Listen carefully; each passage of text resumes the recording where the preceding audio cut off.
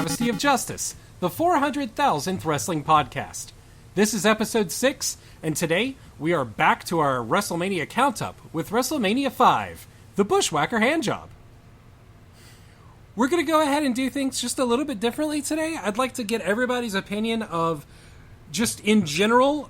Scooter, what did you think about WrestleMania 5? It was shit. What about you, Ryan? Dog shit dildo. Marty? This was the worst shit I've ever seen in my life. Good night, everybody. Okay, fine. We'll fucking talk about it. I guess. WrestleMania 5. 3 hours, 37 minutes, and 45 seconds. And, kill me. Yeah, no, this was... I started and the thing is, with the WWE Network, now for only $9.99, crashes so fucking much that it's like, I was trying to get through this and then it kept crashing, and I had to keep going back in. It was like trying to remove my own organs with a rotisserie, but it kept snagging. Like, Ryan, what you made a mistake of, you need to not watch this at peak hours, you need to watch it at 3 a.m., with a 6-pack of Sam Adams Boston Water. Is about the only way you could probably slug through this shit fest. No. Sam Adams is almost too classy for WrestleMania 5. It would have to be I would Natty agree Light. with that. Yeah, Natty Light. Yeah. Which is funny considering the wrestlers are not natty. But I for the first time started watching it on a computer this week, and I watched it on 2 different computers and actually never had that problem where it crashed. Is it the Shockwave plugin that's crashing? Yeah, which, by the way, Shockwave Flash has crashed. Sounds like a Michael Bay stage direction.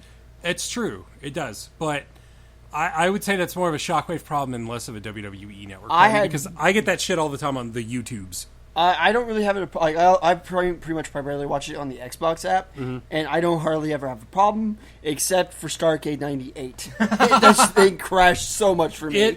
It randomly, the Xbox program today, I was watching it, and because I still had to get through it, because Jesus Christ, this took a while. Yep. But it randomly was just like, boop, and it just like went back a screen. Oh. And every now and then it will be like, would you like to resume from where you last left off? Would I like to? Why, yes, WWE Network, I would love to. But this time it just went, boo, and it was back to the beginning, and it was like, select your playback preference. Now? Yeah. Like, can I start back at like 28 hours into it like I was? No. God, no. Swear to God. But they were able to squeeze about 600 more people into the fucking Trump Plaza this time, the world's biggest circus tent looking thing. 18,946. Pay-per-view buys really good, around about 700. Yeah, hot damn. 700,000. This is April 2nd, 1989. Gorilla Monsoon and Jesse Ventura are giving us our commentations. But Ryan, tell us a little bit about the music between WrestleMania 4 and WrestleMania 5. This is in the April 88 to March of 89. So between those, I'm going to start out with the most important one, which is obviously the album Like a Prayer by Madonna. I knew you would say that. Absolutely. No, listen. Like a Prayer is the greatest pop song ever written. Also in that time was Pretty Hate Machine by Nine Inch Nails. I actually just saw Nine Inch Nails at the Hollywood Bowl. It was self-indulgent, and he played a lot of songs off his new album, but it was Nine Inch Nails, so he could fart into a tuba, and I would be really happy. Disintegration by The Cure, probably their best album since... probably their best album since Pornography. And finally, Girl You Know It's True by Milli Vanilli. Ooh. All right. A man died because of that song. He did. A man died.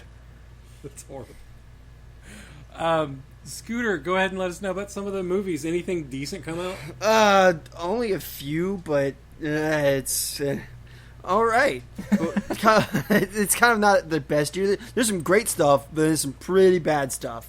First off, we got with Beetlejuice. Yes. Made $73 million.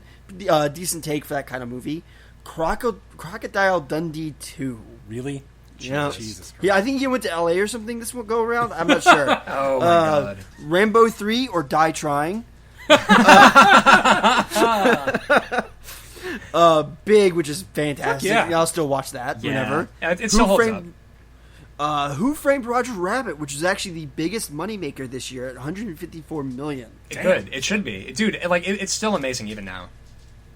Okay, so with this next movie, I kind of have a theory on the best Christmas movie of all time. And it's kind of a tie between two movies.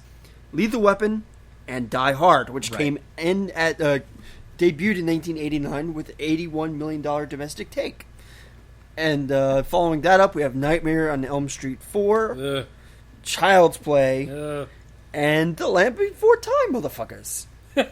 And who could forget the comedy classic Dirty Rotten Scoundrels? Absolutely. Dude, that movie's so great. Following in, going into next year, right before the lead up to WrestleMania 5, we have Bill and Ted's Excellent Adventure. Excellent. Wait a minute. You hate Nightmare Part 4, but you like Bill and Ted's Excellent Adventure? You shut your mouth. Dude, I don't like any movies. It's true, he doesn't. I hate all movies. You shut your mouth, LA. Yeah, that's fair. You know what it is, though? I'm just bitter because I haven't yet found any Circle K's in the Los Angeles area, and I'm very bitter about it. That sucks. Yeah. We get our top 100 charts. I'm really excited for when we get to around WrestleMania 28, A, because we'll almost be done with WrestleManias. B, because I get to talk about a single that will make Ryan quit the podcast. But we have George Michael's One More Try, which was on there for 3 whole weeks. Michael Jackson's Dirty Diana. I don't know that song. That's okay. Oh, it was only on there for 1 week, but I talk about it because it's there. Dirty Diana. Right. The big take that year was Roll With It by Steve Winwood at 4 weeks. Following that, Sweet Child O' Mine. Yes. Guns N' Roses, 2 weeks. And Don't Worry, Be Happy by Bobby McFerrin. Who hates that song now? I bet he does. Not as much as we do. Only 2 weeks on the charts. Oh. Well, only 2 weeks at number 1, I should say. Robin Williams was totally in that music video. Yes, Shout out. R.I.P. Bad Medicine by Bon Jovi. Yeah. 2 weeks. That's a damn good song. Yeah, it is. Bon Jovi has 10 arms and sucks. You mean Def Leppard? That was 9 arms and sucks. That's my joke from Bon Jovi. Damn! Shit. Well, we have a friend who I didn't know her very well, and she said, I named my cat Richie Sambora. And I said, why did you name your cat Richie Sambora? Well, because my cat can't play guitar either. And I laughed. I laughed for about 7 or 8 months on that one. You actually had to be hospitalized because you couldn't stop laughing. And it was awesome. I almost died. Yep. It was horrible. Mm-hmm. Huh. Every Rose Has Its Thorn, which ran over into 1989, yes. a total of 3 weeks. Fuck Poison. I hate Poison. Fuck So CC much. DeVille. My favorite thing about CC DeVille, the lead guitarist for Poison, is he moved to Nashville, and he said in some guitar magazine, it's so inspiring because, your waitress that serves you coffee at a diner is probably a better songwriter than you. It's like, no, she's probably a better songwriter than you.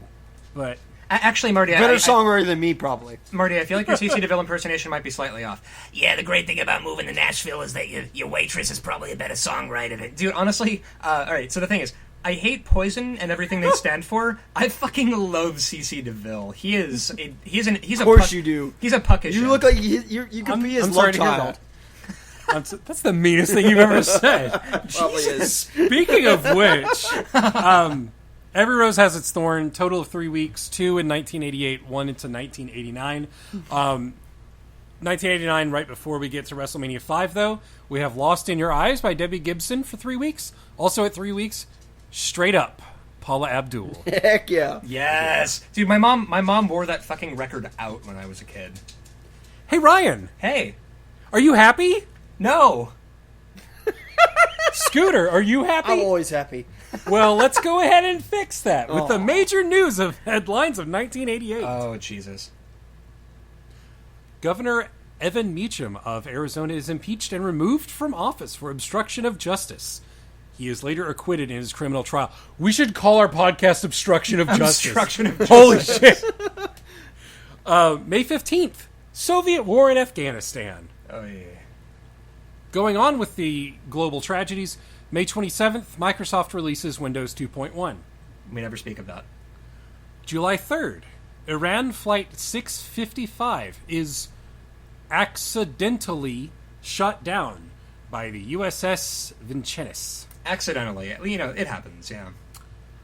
August 11th, this guy named Bin Laden forms this thing called Al-Qaeda. And guess who the U.S. government funded in their war with the Soviets? Waka We waka. don't talk about that.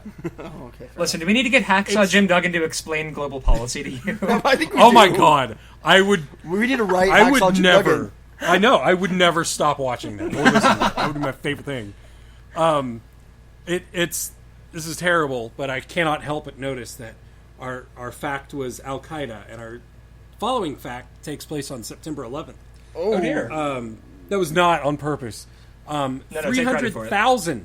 300,000 Estonians demonstrate for independence by mass singing folk songs that were outlawed by the Soviet government. That is so metal. They eventually get to it by having it's called the Singing Revolution. That shit is amazing. That's honestly punk Shout rock out to as the fuck. Estonian Thunder Frog. November 8th, well-known heel George H.W. Bush is elected president. And November 21st, Ted Turner buys this thing called Jim Crockett Promotions and renames it the WC Dubs. Oh, and so it starts. Which We had on apparently, tonight- side note, apparently the story goes that Ted Turner called Vince and said, "Hey Vince, I'm in the wrestling business." And Vince responds, "That's great, Ted. I'm in the entertainment business."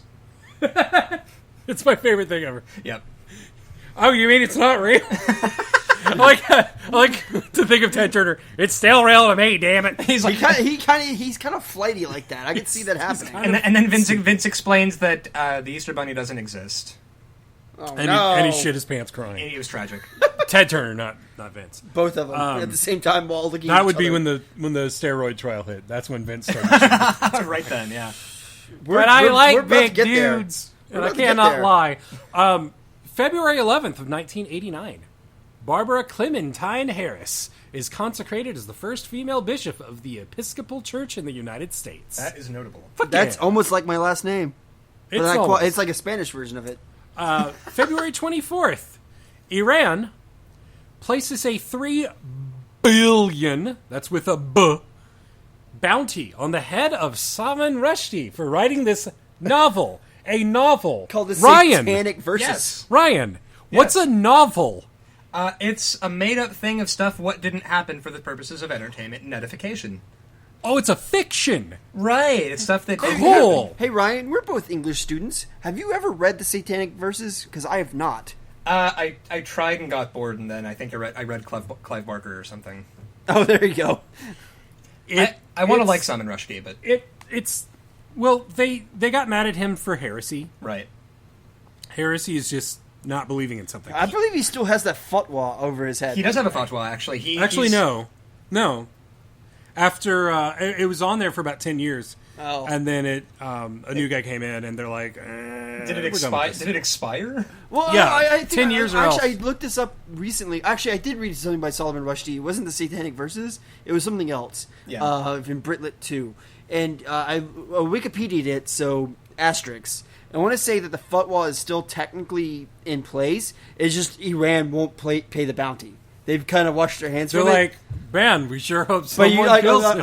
until someone kills him, the fatwa cannot be lifted. That's kind of how those things work. Right, and then aside from Iran doing that to Salman Rushdie has also had to contend with noted blowhard and windbag Jonathan Franzen, who complained that Salman Rushdie is on Twitter. Jonathan Franzen doesn't like the internet. Most people don't. Right. When did we become the book podcast? I don't know. Well, sometime after we became the classical music podcast. It's very true. March 14th.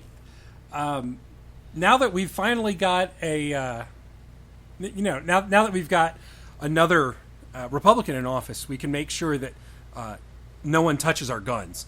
On March 14th, George H.W. Bush places a ban on importing firearms that are deemed assault weapons into the U.S. The right wing immediately forgets and blames it on Democrats. Nice. Of course, nasty. Historical perspective. Wow. Historical perspective that everybody can actually agree on. Gas prices, $1.12 a gallon here. Monstrous. Holy shit. Holy shit. Yeah. It's funny. That's the average price. I graduated high school, I don't know, like 46 years ago. Back in 2002. Back in the Hoover administration. There was a friend of mine that a guy I knew in high school, and he posted a picture of the school seen from the street, where everybody always waited for the bus. And I could probably start a podcast about my high school, but there was a gas station right next to it, and he tagged everybody that he knew on Facebook. And there were like about 2 or 3 people that got through some of the, oh, here's my memory, before everybody's like, holy shit, is gas 97 cents a gallon? It was amazing. Nice. A little bit of background here for going into WrestleMania 5. WrestleMania 4, we saw Savage crowned as the new champion. Yeah. Savage is still the champion. Good. Hell yeah. Big John Studd came back toward the end of '88 and told Heenan to fuck off, thereby making himself a good guy. Sure. He would go on to throw DiBiase over the top rope in January to win the second Royal Rumble, but that was the first one with 30 men. Last year's only had 20. And I feel like we should all acknowledge that a Royal Rumble is just like 30 grown men playing The Floor is Lava. Yeah. That is the greatest thing I've ever heard. I mean, think about it. Actually, not quite. No, that one Not spot, quite. that one spot with Kofi Kingston where he lands on the announcer's table and Which then one? hops back over to the ring on That's- an office chair. Must be very embarrassing. That's every Royal Rumble for the past, 6 years. He Right. motherfucker did a handstand back to the steps. Yes, he did. That is worth the price of admission. At the WrestleMania 30? Which one did we just do? 30? 30. 30. He got launched by Cesaro over Sheamus and somehow landed 1 foot on the stairs somehow. I don't know how they... Oh, yeah, that's right. he He somehow- just does... I think that's what Kofi does now. Yeah. I think he probably... Well, because they canceled the New Nation angle. I know. It's so sad. I so know. mad. It would have been so awesome. I was like, I want Kofi to wrestle ever. Anyways. When Hogan... Sorry. I'm so used to saying that. When Macho won the title at WrestleMania 4, and Hogan immediately came in and had to steal the show by swinging a chair around, he's like, this moment is about me, by God. They formed the Mega Powers, the most 8-year-old term to be used in wrestling ever, which is definitely saying something. Right. There would be trouble, though, where Hogan demanded Elizabeth accompany him to ringside, and he would get overly protective of her. On an episode of Saturday Night Main Event, Big Boss Man placed her in handcuffs, was about to wreck her shit with a nightstick when Savage came out and made the save. He took her to the back, and bad guys turned their shit-wrecking focus over to Hogan. Right. Thanks, Macho Man. Yeah. At Survivor Series in November, the Mega Powers won their 10-man tag team elimination match, and Hogan got all friendly on Elizabeth. At Royal Rumble, Hogan, again, accidentally eliminated Savage.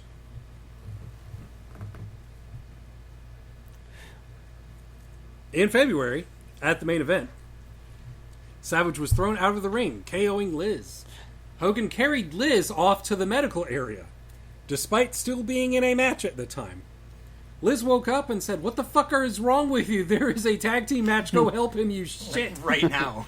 And Hogan went back to the ring, offering to tag in after Savage had been getting his own dose of shit wrecking. Yep. Savage chose instead to slap Hogan in the mouth, Good. took his champion shit belt, and left. So say we all. And now we get to the opening of WrestleMania 5. We get to the opening of Mega Powers. Vince McMahon shitting himself screaming. Right? The We get Mega a Powers. Do that again, Ryan. The Mega Powers explode. It's amazing. And then That they sax, superimposed. though. I know. No, the It's saxophone so with the sexual. superimposed explosion was the Oh, it's greatest thing. amazing. Gorilla Monsoon screams at us. We get Rockin' Robin, the women's champion. Oh, my God. She gives the absolute most horrendous Why? version of America the Beautiful ever. Was this her gimmick? Would sing terribly? No, this was not her gimmick. That's just how she sang. Really, they should have just gotten Mean Gene to do it again. I know. I know. It would have been a lot Why better. did they put her up there? This was horrendous. Yeah. It was really bad. I don't know. I guess probably somebody canceled at the last minute again. You're like, hey, your name's Rockin'. Why don't you give us a rockin' tune? Au contraire. They should have put the Honky Tonk Man out there. That would have been amazing. Okay, but Or honestly, Jim Duggan if he fucking loves America so Or much. he can Peggy go see Sue. see, I'm, Yes. I'm just looking forward to the Attitude Era where we get the Chris Warren band who did the DX theme, where they offend the entire crowd by doing a shit version of America the Beautiful. I cannot wait for that. I have so- not heard it, and I am specifically not watching it. I'm so stoked. No, it's going to be great. Yeah, if you thought Gene Okerlund was bad, I hate to see what you thought of this. Ventura immediately just shits down her neck. Yes, he really does. Very rightly. Wow, she fucking sucks, Gorilla. Like, he just lays into her. We get our first match pretty quickly in. It is King Haku versus Hercules. And I have a note that WWE really loves Wysorski because anybody that has a King gimmick has to have this same music. Right. And be The carried big out gay on a spill by That was four dudes. amazing. Yep. And he stands up on the platform while being carried. Yeah. That's got to be rough. Yep. On everybody involved. Yeah. Bobby gets shit on by the audience. I love it. He tells them to stand up and bow to the king. Haku was actually given Harley Race's crown and cape after Race had a legitimate stomach injury at the hands of Hulk Hogan. Whoops. Well, He would defend the crown against the returning Race at the '89 Royal Rumble back just 3 months ago. yeah. He won. Hercules' trumpet fart entrance music could have been cool, but was not. It's like the trumpets mean one thing. It's here comes Hercules. Like, oh, good. That's what that means. I hate trumpets and all they stand for. Right. Hercules swings the... Which is now, even though he's been on every WrestleMania, I'm pretty sure at this point, he's been a heel. I think he switched... No, like, this is the first time that he switches, I think. See, but I love well, that he comes out as a face, like, and Yeah. everyone cheers like he's been a face for a like, while. years. It's amazing. Well, It's weird. And it's great because he's supposed to be like a Greek demigod, and he looks like the guy that cooks your fucking hash browns at Waffle House. He probably is if he's not dead. That'd be a big motherfucker. Right. No, right? It's like, whoa, dude. Calm down. I'm gonna make the fuck out of your hash brown. He swings a chain around at the potatoes, messes them all up. I always realized, like, man, he better hold on to that chain, or someone's going to get Someone's gonna get clobbered. murdered. Yeah. He's going to fly in the audience and swings kill it, somebody. he swings the chain around, and the camera gets in on his face. Now that the camera guy's like, "Can I come up there now?" And he's already just, oh, good. man, This he is is going to be a good Already match. gassed. Spoiler alert. Bear hug. Haku delivers a sneak attack as opposed to a Pearl Harbor. Oh, is it not called a Pearl Harbor? It is actually a sneak attack. The fans pop for a hip toss and a clothesline from Herc, and then now Gorilla starts calling it a Pearl Harbor. I noticed they never call it a Normandy, do they? No, No. that's Well, that wasn't a sneak attack. well. It was also a sneak, Norman. well, I mean, it was kind of a Norman sneak attack. Conquest. That's No, WCW. he meant the D-Day. I believe Ryan was... I know.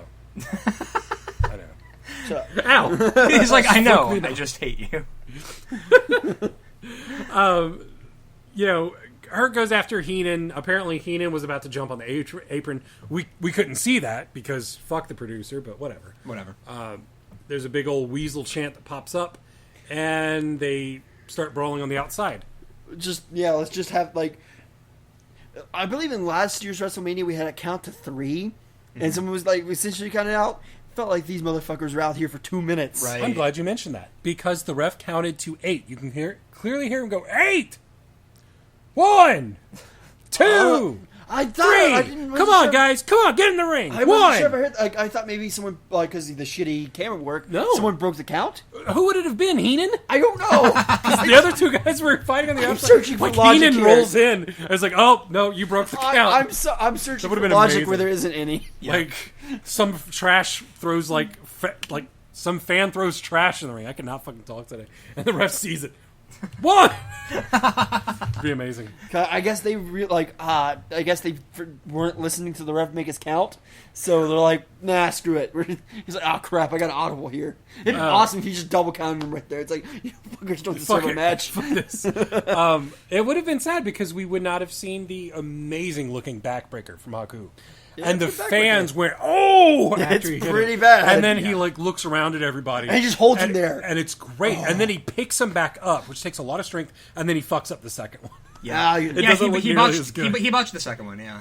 There's just that look of, hey, he's just like, yeah, that's right, I'm awesome. Yeah. And he's able to hold Hercules, who's a good 300 pounds. Oh, yeah. He's a and ham just lift hock. him back up. He is a ham hock. These are both huge. big dudes. Yep. Jesse, Gorilla starts talking about a bear hug, and Jesse says, what would a gorilla know about a bear hug?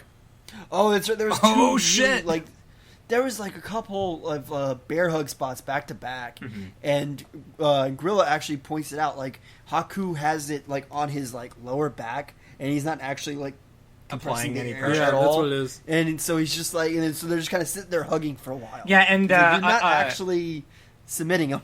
Yeah, and Unchained Melody by the Righteous Brothers plays softly, while they just kind of cuddle aggressively.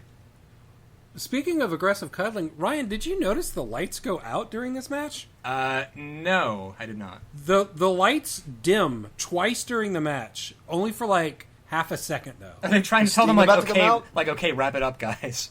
Like I don't know. Were they like, flicking the Vince was light like, switch? Shit, I forgot to pay the electric bill.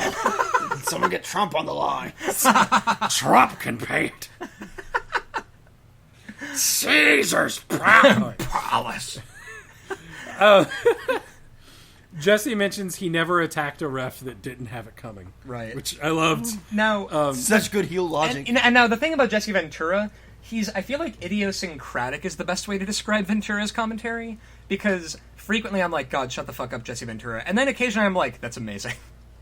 Right. Well, because he's like, he doesn't see himself as a bad guy. He's just the guy who tells it as it is. Right. That's the important stuff to remember. Yeah. We get a high cross body for 2 from Herc. Haku is Irish whipped into the corner, but hops onto Brett's turnbuckle and misses a turning crossbody. We get a really nice looking power slam by Hercules. Then he goes to the top and leaps off. Haku catches him with a kick, kind of. He actually slides along his leg and plants his face into Haku's butt. Just, yeah. And then Hercules gets a back suplex for the 3. Which they called it a bridging back suplex, which it technically was, except he didn't really bridge. He just kind of rolled his arm up. He just kind of fell. What happened was I saw he did the suplex, and they both landed on the ground, and he was like, "Oh wait, I'm supposed to bridge this," and then with his little feet, he went. Whoop! He just got on his tippy toes. While after he hit the move, Just he's like, "Oh wait, I'm not supposed to be pinned myself here." This was just shy of 7 minutes. Ryan, give me a rating on this one. 1 out of 5. This was... Wow, Really? No, because most of it was bear hug. And the bits of it that weren't bear hug, they were bleeping around doing nothing. I am going to laugh my ass off at your rating at the end of the night, then, I'm sure. I know, right? This is your one. No, this isn't my only one, trust me. Oh, I know. Yeah. Scooter, what was yours? There was some all right match, and it wasn't the longest, and it kind of got Hercules over, but why? And there's some awkward stuff with the stuff on the outside, and there were too many bear hug spots, so I gave it a 2 out of 5. Okay. I thought it was just kind of there. Yeah. It was I gave it a 3. It's What? Just general thing. It wasn't offensive. It didn't offend me. Oh, there you go. We get Mean Gene Okerlund, who's backstage with the Rockers. Holy shit! It's Shawn Michaels! Baby Shawn Michaels! Okay, there's something about tag teams of the 80s era wrestling that I've noticed, that when they're doing, like, kind of just standing in the ring or doing backstage interviews, they just got a jitter. They got to keep themselves pumped up. It's like, did you guys just drink an espresso? Calm the fuck down. They're just constantly jogging. I guess I did. I don't know. There you go. Yeah, just like constantly jogging in place. And also, Shawn Michaels' hair is a goddamn travesty. It's fine. It's amazing. No, it's amazing because somehow he's got like the Bruce Dickinson from Iron Maiden, like bangs in the front, but with long hair everywhere else thing. But then also it's parted down the middle, but also is bangs, and it's just so it's so bad. It's funny looking at those two guys because it just looks like Shawn Michaels looks so young and Marty Jannetty looks so old. Marty Jannetty looks like Bill Hicks toward the end of his life. I even know, are they roughly the same age? I'm not sure actually. Cocaine's a hell of a drug. It is. It really is. I would actually like to, at this point, give my imitation of Shawn Michaels' interview because he was so nervous and he just kind of mumbled, Twin Towers Rock's going to go in there and we're going to do what we do best. So boom. It was like a quiet Ryan. There you go. So Boomhauer, basically. I used to play bass for Quiet Ryan. Yeah, he mumbles his way through it because he's so fucking nervous. It's his first WrestleMania. I know, and he's a squirrely kid at this point. He wants it. He's good. Yeah, Marty sucks on mic, but he is at least audible. Yeah, that is true. Also, it's like they might be the biggest tag team in the sport today, but they got to catch Grease Lightning, or something. It's like, yeah. but you're the Rockers. But greased lightning. You're not the greasers. You're not the musicals. That would be an amazing tag team. Are you familiar with the? Are you Let's book familiar it with right the now. Marty? Are you familiar with the Vaudevillains? Of NXT. Yes. No, I'm not. They are. You're familiar with Aiden English? They are old timey I've heard film of them. stars who come out doing pugilist stuff with like mustaches and. Well, before they were a tag team, the Aiden English would come out to like a piano accompaniment and sing his way to the ring. Oh, so like a better version of the Road Dog. Yeah. Oh, there you go. And apparently, like the NXT crowd at Full Sail really got into it. Apparently, Oh, there you go. I should watch NXT more. Yeah, I I just don't should make too. time. I've been especially watching with it Kevin. more. I don't think we've talked about this, but Kevin Steen, Kinta, and Prince Devitt are know. coming. I They're know. coming. It's glorious. Look, it happens to lots of Yeah. guys. It's happening. Oh, I got a boner. Oh Jesus! Speaking of boners, I can't do that. I can't. No. So I watched this match because I'm working in Nashville, so I spend a lot more time with my parents out there now. So I got my dad to watch this next match with me. So it's the Rockers versus the Twin Towers. The Twin Towers, fuck them, they're already in the ring. Right. My dad says, "Why is there a security guard in the ring?" Is he not familiar with Big That's Boss Man? Man. That's what I told him, or a police officer or something. And then I was like, "Well, Dad." And here's the weird thing about my dad. We've talked about my dad on the podcast before. Hank Hill. No, he goes dad mode, and dad mode is when you scream that somebody should be suspended and Oh, yeah, fined. yeah, yeah. Fine It's for- when you start marking out really hard, Right. And I was like, because that's his. He's like, why is he dressed like that? That'd be an awful thing to wrestle in. I was like, well, that's his gimmick. And he's like, yeah, but why is he wearing that front strap? Because police officers don't use that because it's a. I was like, Well, he is, my your my dad is used to be a police officer. This is so like watching a war movie with Cameron where he starts yelling about the guns. it's like that, but different. Yeah. Oh, and by the way, speaking of the Twin Towers, I'm pretty sure Akeem the African Dream might be the most racist gimmick I've ever seen. Well, they wanted to have. Did you hear about the gimmick that they pitched to Mark Henry that Mark Henry turned down? Is it an offshoot of Kamala the African? Okay, Wait a minute. The guy whose gimmick was sexual chocolate turned down a gimmick? Silverback. Oh my god. Are you shitting me? Did Mark Henry kill the man who suggested this? He was gonna go for it, and then he was like, "Oh wait, I get the. hold on a implications. second. They're calling me a gorilla. Oh, this is racist. I do as not fuck. want to. I do not want to set back the African American dream." Well, by I'm 50 pretty sure years. this big ass white boy did it for him with his like Akeem is- awkward strutting about the ring. Yeah. I mean, Akeem, I don't really see that as. Well, as- I read about his opening vignette. They're in like Harlem, and there was like African dancers. When I mean African, I mean tribal African dancers Right. around the garbage fire. And it was just like, Jesus. wow. Holy like, shit. this big God white bless boy you, who used to be the one man gang is actually of African heritage. as it turns out, I swear to God. maybe he's South African. I swear to God, Ooh. doing a classic wrestling podcast is kind of like talking about Song of the South from fucking Disney sometimes. A little bit, Kind of. because they kind of they kind of brush over the Obvious questionable racism. Yeah. But that's okay. They'll include their they'll show how well they include the African American audience later on in the show. The Rockers start with elbow shots. Yeah, I can see your brain working over there. Yep. Sean, with his arms looking like Steven Tyler's mic stand, starts elbowing. Oh my people. God, Marty! Did you just say? I wrote down in my notes that they look like Vince Neil's mic stand. That's amazing. Oh my God! Air high five. Sean gets a Brett's rope drop kick and runs all over the ring, punching Akeem and making frequent tags. I love the Rockers offense in the they're beginning of good. this. Oh yeah. Akeem and Bossman are able to get over their varied offense of being fat at people, and they perform a double fat in the corner to Marty. Which Marty, you missed. Not Martin. You missed the weird little dance off with the moonwalk between Sean and Akeem at the beginning.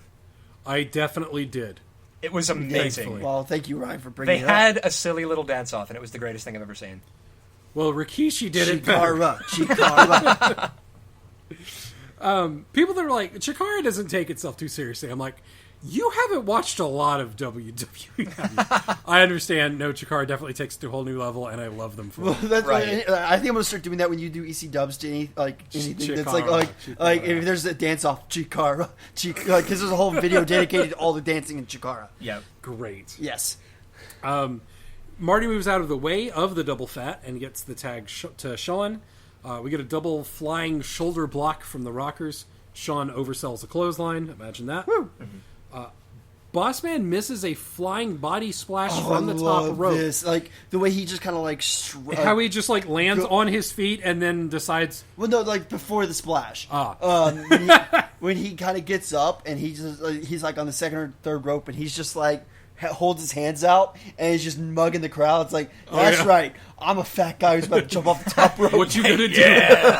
Just I aggressively, like the Big Boss aggressively. Man. I don't know fat. what it is. Like Yeah. I like him a lot more than Akeem. Akeem just like winded it. Terrible. Well, Well, imagine Akeem that. fucking sucks, is why. Yeah. Oh my god. However, he does take the bump on his feet and then rolls over. Because, we won't talk about that. fuck it. It's only WrestleMania. Yeah, it's only the biggest event of the fucking year. That being said, Sean attempts to land a flying senton on Bossman, who catches him into a spinning power bomb that looked amazing. Yeah. Yup. I went, holy shit! Yeah. And my dad was just something like, oh, he got him there. My dad hasn't watched wrestling in a very long time. My dad and I used to watch like the Monday Night Wars and stuff, but my dad hasn't watched wrestling in a very long time, and he never like sat down and got overly like anal with stuff like I did. So while we can sit here and be like, ha ha ha, my dad doesn't know the names of moves, I can be like, well, my dad could turn around and say, ha ha ha, I'm not wasting fucking 8 hours of my week on a fucking bullshit podcast that like then- 2.8 people listen to. And then it's like, pause. Yeah, damn it, you have a point 2.8 there. people. Right. But it does look amazing, though. He tags... Now, this isn't the finish. It should have been the finish. Probably. But he tags in the fatter tower, and then Akeem delivers the running fat for the 3. And the thing is, Akeem absolutely stiffed Shawn Michaels and Marty Jannetty at several points. Oh, yeah. Like, you're just watching this like, oh, Yeah, for Akeem. fuck's sake. Yeah, Akeem's an asshole. Yeah. Fuck him. Scooter, what'd you think? Like this match wasn't like offensive to the eyes. There was Akeem who his bodysuit's offensive, just in general, everything about it. Right. But the Rockers had a really good offense.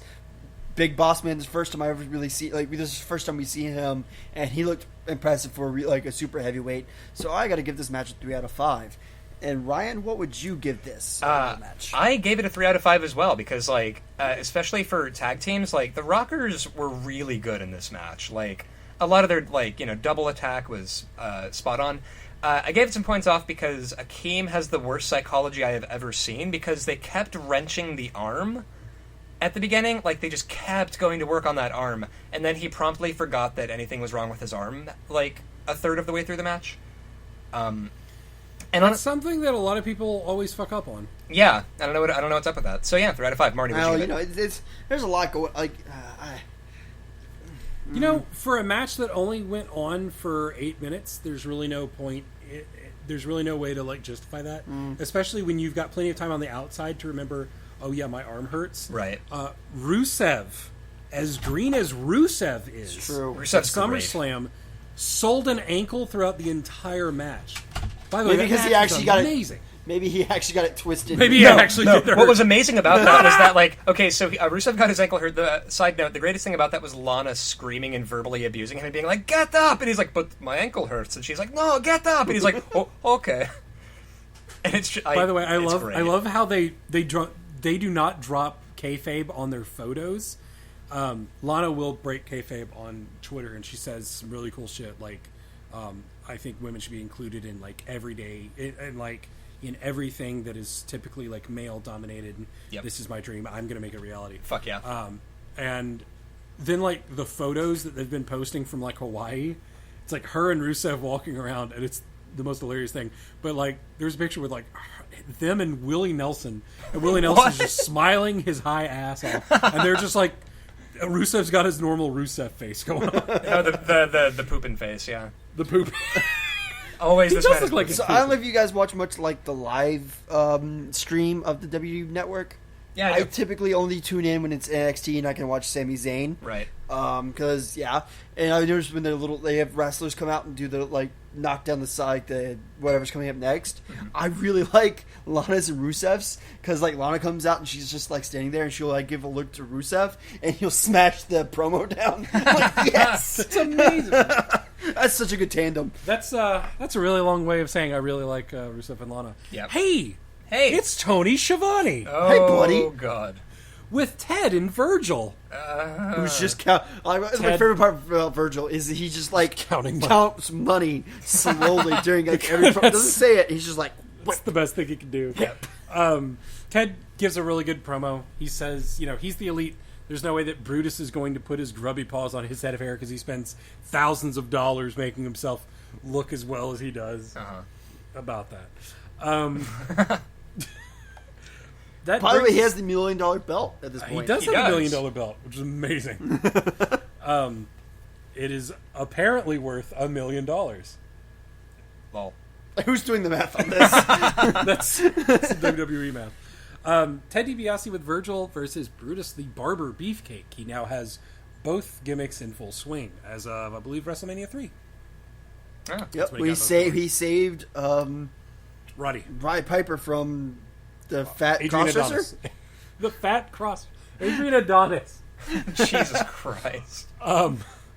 Ted shows the belt to Brutus and shoves it in his face. Brutus responds by punching him. My favorite part about this entrance is like when they come back from the pre-tape with Shivani is that Ted DiBiase is shaking hands with Donald Trump.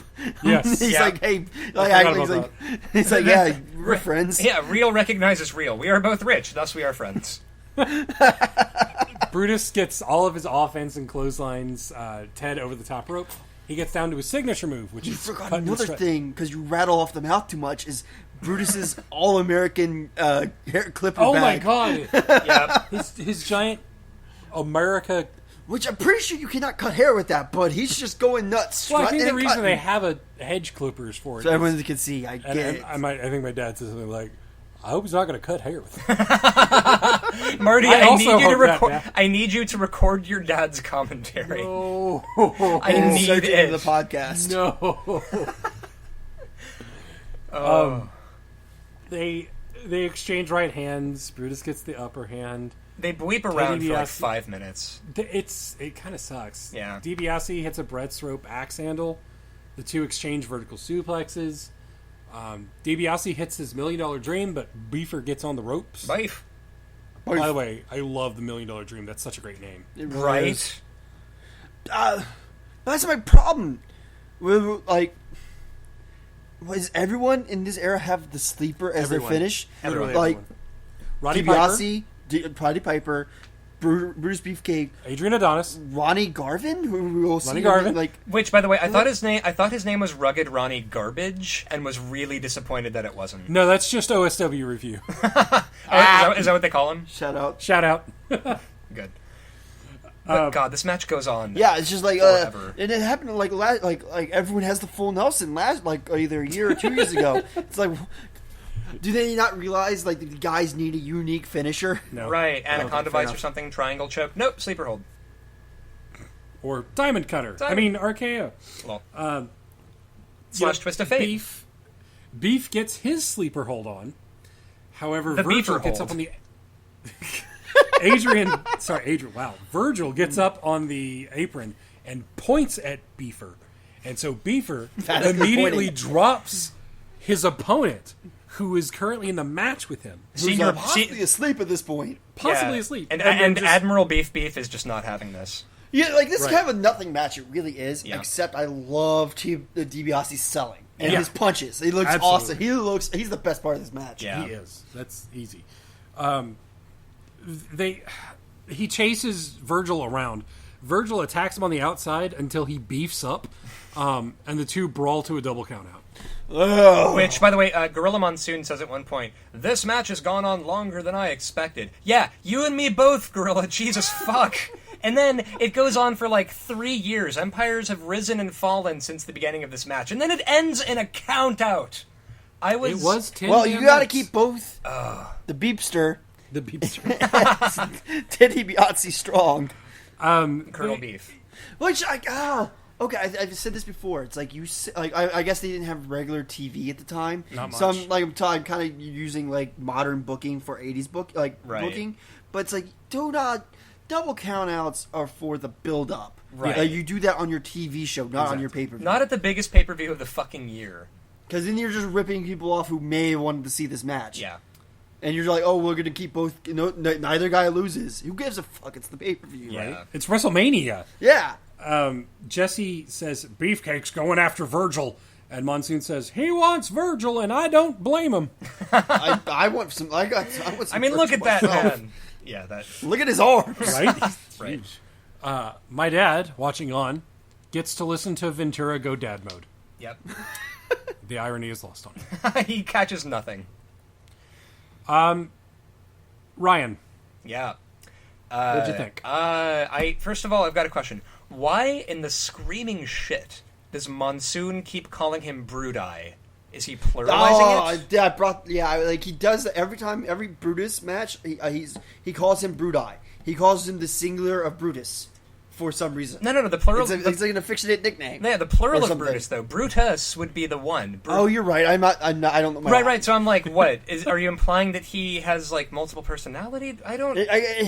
Yes. Well, I mean, he don't know. is a stripper barber, so he clearly contains fucking multitudes. At least since like WrestleMania 2 or so, he's called him Brood-Eye.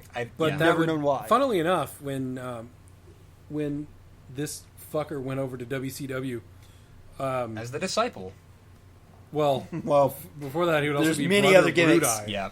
oh, This just man to had get more around the gimmicks thing. than- Oh my Anybody. god, kill me. Um, Yeah, I gave it a 2 out of 5 just because like so much of this match was pointless weeping, and it just was fucking awful. And it shouldn't be. It shouldn't be. Ted DiBiase is a great wrestler. Brutus Beefcake is not a complete bag of shit. He's not great, but he's competent. He can hold his own ish. Yeah, ish. Yeah. So No. 2 out of 5. No, Brutus sucks. No, I mean he sucks, but Brutus is worse than Hogan. he's not Virgil though. No. Right. So No. Virgil's so bad they wouldn't even let him in the ring. there's a reason for that. He fucking They sucks. they will.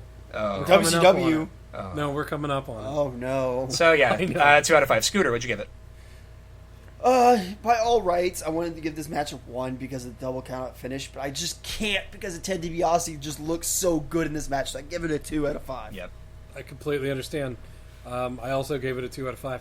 Did I give my rating for last one? I don't remember actually. Well, for the record, Well, you what don't was get a it? rating. I gave it a 3. Okay. I agreed with everybody. Yeah. And apparently we all agreed that this one was a 2. So we get a video package of Lord Alfred Hayes Shitting himself at constantly. No, it's not live, so he's not shitting himself yet. it's not, No, he's not It's not shitting himself WrestleMania live, but 1. he had previously shot himself, and he's also worried that people will know. Shitting yourself at brunch, the Lord Alfred Hayes story. You've ruined brunch, Alfred Hayes. The Bushwhackers are there. myself I'm in. pretty sure they ruined brunch. They were probably shitting themselves too. Or they're very friendly, so maybe they like shat his pants for him. But they're like, I don't know what they're doing. He tries to get a word from them, and they bark, Because I've never really heard the Bushwhackers talk. With a mouthful of scrambled Because eggs. I think that is their gimmick. Is because I guess New Zealanders are not very they don't enunciate well Yeah. or something, and so they just go. Is that what that is? I don't know. Who can say? We go on to the Rougeau brothers with Jimmy Hart Yes. versus the Bushwhackers. This is the oddest heel turn because they went from being Frenchies to American boys living in Memphis, and somehow this makes them a heel tag team. They're I've with not Jimmy figured- Hart. Oh, fair enough. It is. Yep. Your standing with the crowd is largely dependent upon your manager. That's how you know who the bad enough. guy is. That's how John Studd became a face. Is he told Bobby Heenan to fuck off. And he like apparently that's how the Harts turned face because they're like They got rid of Jimmy Hart. well no Jimmy Hart got rid of them. Oh, that's right. When they gave the contract to the Rougeau brothers, which I'm pretty sure that's not how that works. yeah. Yeah, whatever. So Jesse calls Alfred Hayes a fat ass and calls the Bushwhackers drunk. Far too, Yes, because far something too about kind for the juice. And it's like he's Bushwhackers. talking about steroids. Oh wait, no, he's calling them drunk New Zealanders. Yes. Right. Bushwhackers attack Jimmy Hart for no reason. They take his jacket, which is actually kind of a cool That's spot. funny. Because his jacket yeah. shoots up in the air. Well, yeah, at some point. That's Jimmy Hart's amazing. Yep. Luke and Butch hit the battering ram, but the ref is distracted. They are unable to get the pin. You know that thing where he holds the other dude's head and runs it into the other guy? That's more powerful. That's their finishing move. Yes. That's pretty sad. It's a The good battering it's a ram good is snap efficient. it's a good snapshot of 80s wrestling. It's the Bushwhackers. It is. Well, they're early new generation. It feels like they're like proto new generation. Right. Now, at some point, and I missed the entirety of the conversation, but Jesse says something to Monsoon about, are you saying we don't need the Statue of Liberty anymore? Right. It's Monsoon so weird. says, we already have all the tired and hungry. Because he's just like, he was like saying something like the Russos don't belong in America or something. And Jesse's like, hey, wait a second. Your parents weren't born here. And then Monsoon's like, no, but I was. Like, it was this really weird. I think that okay, arguments. because clearly back then somebody just wasn't screaming in their ears as much. Yeah, Right. right. The way it is now, like where every 15 seconds McMahon is in Michael Cole's asshole going, "Tell him about the network," It's actually just a recording that he plays over and over again in his ear. and then Cole's like, "Are you sure?" Okay, Okay. but it's oh my god. Gorilla just gets his shit wrecked by Jesse all night because he says the dumbest shit. He really does. He really does. He's not thinking because he's blonde. Where Jesse will kind of sort of call it one way or the other. He'll favor the heels mostly, but he'll give a shout out to the good guys if necessary. Right. Monsoon is blindly Oh my god. in the no matter what He's in the face jingoistic. category. Even- if he's jingoistic when he needs to be, if it means he's aligned with the face. Maybe he was no bitten by a matter what. radioactive hacksaw, you know? He might have been. Yeah. That might be the stinger. No. pretty amazing. No. The thing that needs to be the stinger is words cannot explain how it feels to be licked by a bushwhacker, says the announcing goon. Because licked by a bushwhacker sounds like a Wasn't that romance Sean novel Mooney? that I want to read. I'm pretty sure. It might Yeah, be Sean yeah. Mooney. It was Sean Mooney. Sean Licked by By a the way, bushwhacker. speaking of Sean Mooney, I do want to point out, and we'll get more on this at WrestleMania 9, but people talk about how they hate Michael Cole and how he's the worst thing that the WWE He's has like ever had white on Brett screen. Miller's milk toast. No, he's not. announcer. JBL is. No, JBL's not milk toast. No, JBL is He's a piece definitely of not shit. milk toast. He's a just piece of shit, but terrible. there's a big difference. Yeah. People saying that Michael Cole's the worst thing they've ever had on screen. These people do not remember Todd Bettengill. I don't remember Tom Bettengill. A few more episodes and we'll be there, buddy. There we go. Was it? Oh, I watched like the Raw recaps from the early '90s. Was he the guy hawking like stuff at the very Yeah. end? I know Okay, what you're talking yeah. about now. So, about the match, right? Right, Um, right. One of the whackers actually sells a turnbuckle bump very well. Yeah, there you go. Who knew? Who knew they could sell? One of the Rougeau brothers delivers a scoop slam. Ryan, would you like to walk us through what happens on this scoop slam? So when the bushwhacker tries to prop himself up against the Rougeau's leg. He licks him? Oh, did you not notice this part? I must not have. What do you have? Well, we like to use hyperbole here on Travesty of Justice. But when the bushwhacker goes to place his hand on the guy's leg to prop himself up so that he can be held in the scoop slam, he literally rubs the man's dick. He touches his dick and then he moves up a little bit and he moves down and he gives a little squeezy. Wow, what a package, screams Gene Okerlund. Exactly. This was so amazing to me that I made my mother come in and look at it. Nice. Look at it, mother. Mom, look Mom, at it. look at this. Look at this Hey, man's Mom. dick. In case Mom, in case you don't think I'm... In case you think I'm weird sometimes, but I'll show you. I'm rewinding it so you can see a picture of a man jacking off another man. But subtly over his spandex.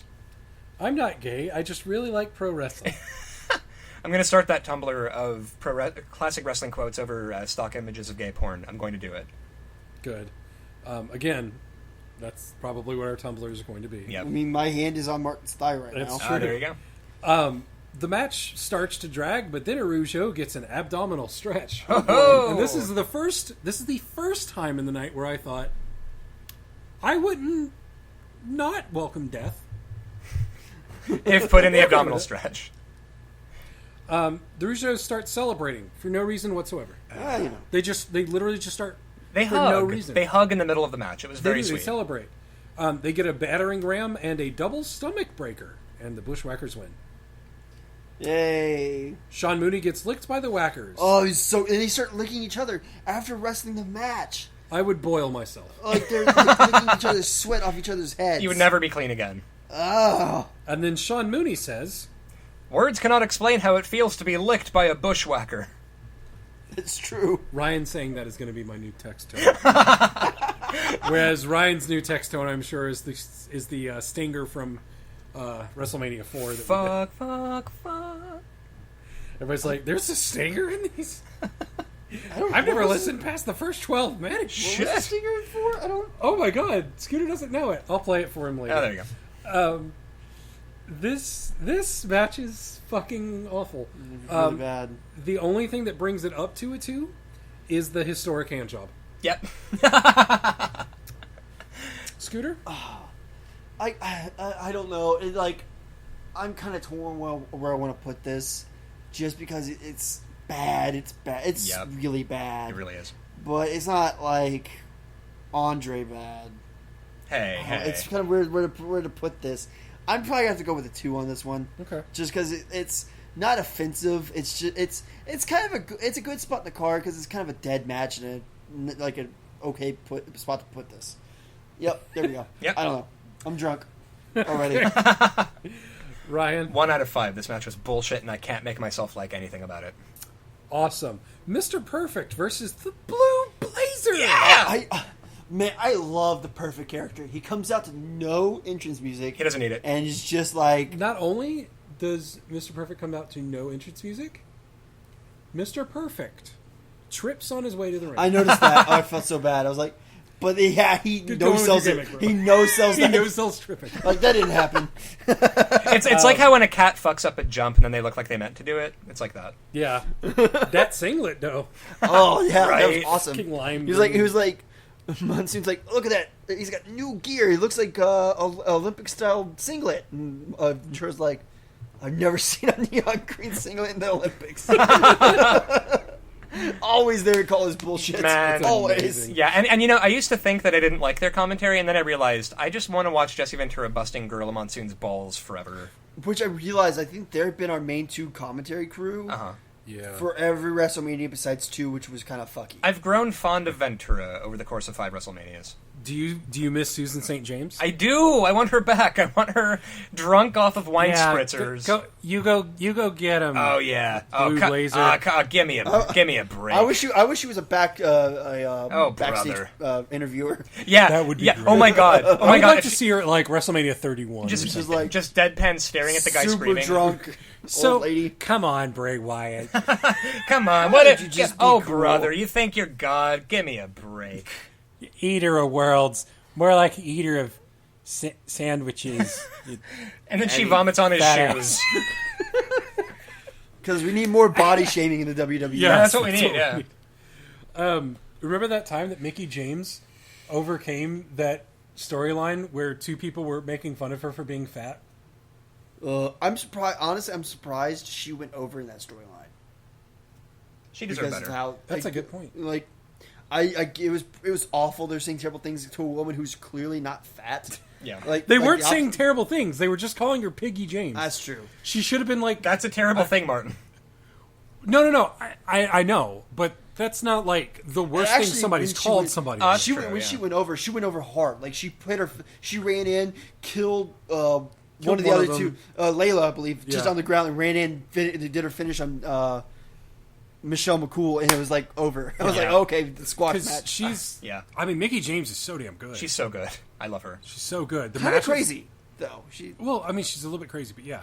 No. Look, everybody's a okay. little bit crazy. The thing is, AJ Lee, they love playing up the like, oh, she's crazy, but it's like she is identical to like 8,000 wrestlers on your roster, and you don't call them crazy. Fuck that. Well, Mickie James, like I mean, like AJ Lee's probably not like Legitimately crazy? Mickie James, Maybe. it was legitimate. never part of her character, except for when she first debuted. Yeah. She's actually kind of a little crazy. A little crazy. But the matches between Mickie James and Beth Phoenix were the few parts where I could breathe and be like, Fuck yes. Yes. I was so sad that Natalya and Beth Phoenix were a tag team. Mm-hmm. I would have been okay with them being a tag team if they could have gone against, like, Mickie James and Gil Kim. You should watch Shimmer. I know I should. So, Mr. Perfect versus the Blue Blazer. When the Blue Blazer runs out, fuck us. Gee, I wonder why these are 4.5 hour long. When the Blue Blazer rode out, I did not have caps lock on, but I kept my pinky on shift. Yep. And I wrote, fuck yeah, the Blue Blazer, fuck yeah, backflip. God, I love Owen Hart. Yeah, he's so great. So much. And so after a few punches, Mr. Perfect botches a hip toss. Yep. Shh. Didn't happen. A hip toss. Didn't happen. A hip He's toss, perfect, Scooter. damn it. That's like fucking up a vertical suplex. I love Mr. Perfect. Yeah, he's great. He's so good. He's so good. That's the problem with having the perfect gimmick is that people, assholes like us, like 30 years later, are going to scrutinize him. We're just waiting to poke He holes. fucked up. He's not very perfect, is he? It's like, you're not that character. And here we are just picking holes in your boat. Like, clearly you are not Even a though perfect you're human. like one of the more fantastic workers to ever come out. Right. Perfect lets us know he's the heel by slapping Blazer in the corner. Both of these guys are really green, but Perfect sells like a boss, and they are working their asses. And Owen's reversals. This is actually like, it's like, yeah, oh my god, match. Owen can. I was like, Owen's reversals damn, were get him, Heart Dungeon. They were a thing of I beauty. know, right? Yeah, Owen's amazing. Owen is so good. People don't give him credit because Bret Hart was because of Bret Hart. Right. Overshadowed. Holy shit! How do you follow up Bret Hart there? You can't. That's He did his damnedest. Well, you have a personality, honestly. first of all. dude. Bret Hart legitimately did not need a personality in the ring. Yeah, that's fair. Nope. Bret Hart actually did not have a gimmick, He was just Bret Hart. Yeah. and he was the best damn They wrestler. called him the Hitman, but He was the best damn wrestler in there. yeah. Shut up, Brian. I'm just over here Work negging. rates, damn it. I'm just over here negging Bret Hart. And then Because you hate Bret Hart for no reason. Yeah, fuck that guy. Because he's the Dave Mustaine of wrestling. he is the, Because you forgot about El Dandy. listen. Well, yeah, that's fair. Also, at one point in this match, Gorilla Monsoon calls a camel clutch a naked choke, and I lost my shit. I like, for fuck's sake, it's the camel clutch. How do you? Okay.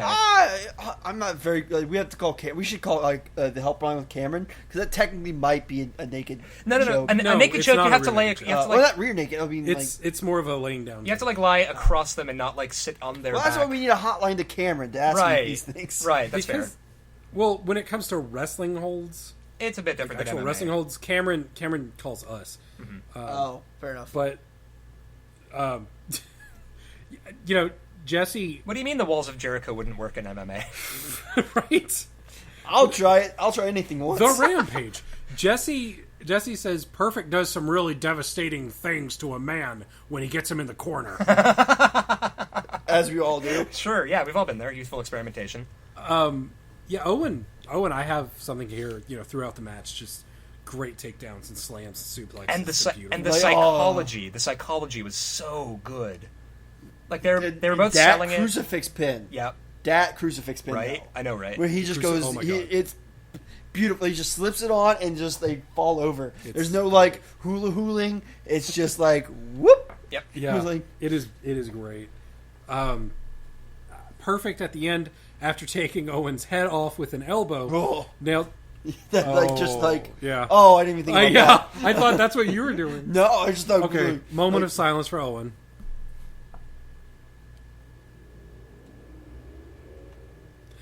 The jet outside your window. Tell it to calm the fuck down. This is like for the- Owen. Fuck that shit. Just that selling, just how he just turns inside out from it was awesome. Yeah. Yeah. He nails the perfect plex, which there has never been a more beautiful fisherman suplex Oh God, so beautiful. for the three. It's short and fun. Perfect botches a few times. There's a few botches here, and there, Mr. but it's Mostly Perfect. definitely fun. Yep. It's definitely fun. I gave it a solid 3. Ryan, 4 out of 5. Best match of the night. okay. Scooter, I also gave it a 4 out of 5. Oh, shit, 'cause there we it go. was very fun to watch and probably is the match of the night. I'm pretty sure. if this had gone on later, if this match had been later in the card, it probably would have been a 7 out of 5. I'm pretty sure they could have just erased the D'Lo Brown match from existence. It would be okay. I could have seen 2000s, like late 2000 Tammy Lynn Sitch wrestling in WCW, and it would have been a step up. Yeah. Ugh. Oh God. So Jesse gets to say hi to everyone. Gorilla Monsoon Thankfully, encourages him to Gorilla kill Monsoon- himself. 2 years in a row. Actually, he did not. He did not, but I keep getting the impression that he wants to encourage this man to commit suicide. Well, he was very silent during it. Well, was. like during this match, Jesse gives a shout out to, I believe, his kids. Yeah, his 4 favorite fans. I believe it's his kids. And then, Monsoon's like, I've never seen you, I never really see you say hi to anybody before. And he's like, oh, I got a surprise for you, Monsoon. Yeah, and then after the match, it's... They do it's the second year in a row. I know. Yeah. Where they, It's has still to have surprising. Jesse stand up on the platform and wave at everybody. For no Is reason. he really that big of a star? No. Well, I mean, he but was in people Predator are- around this period. Ah, that's true. See, when the- you're the- yeah, because you start screaming at Hogan. I ain't It's got still time like- to it's like bleed.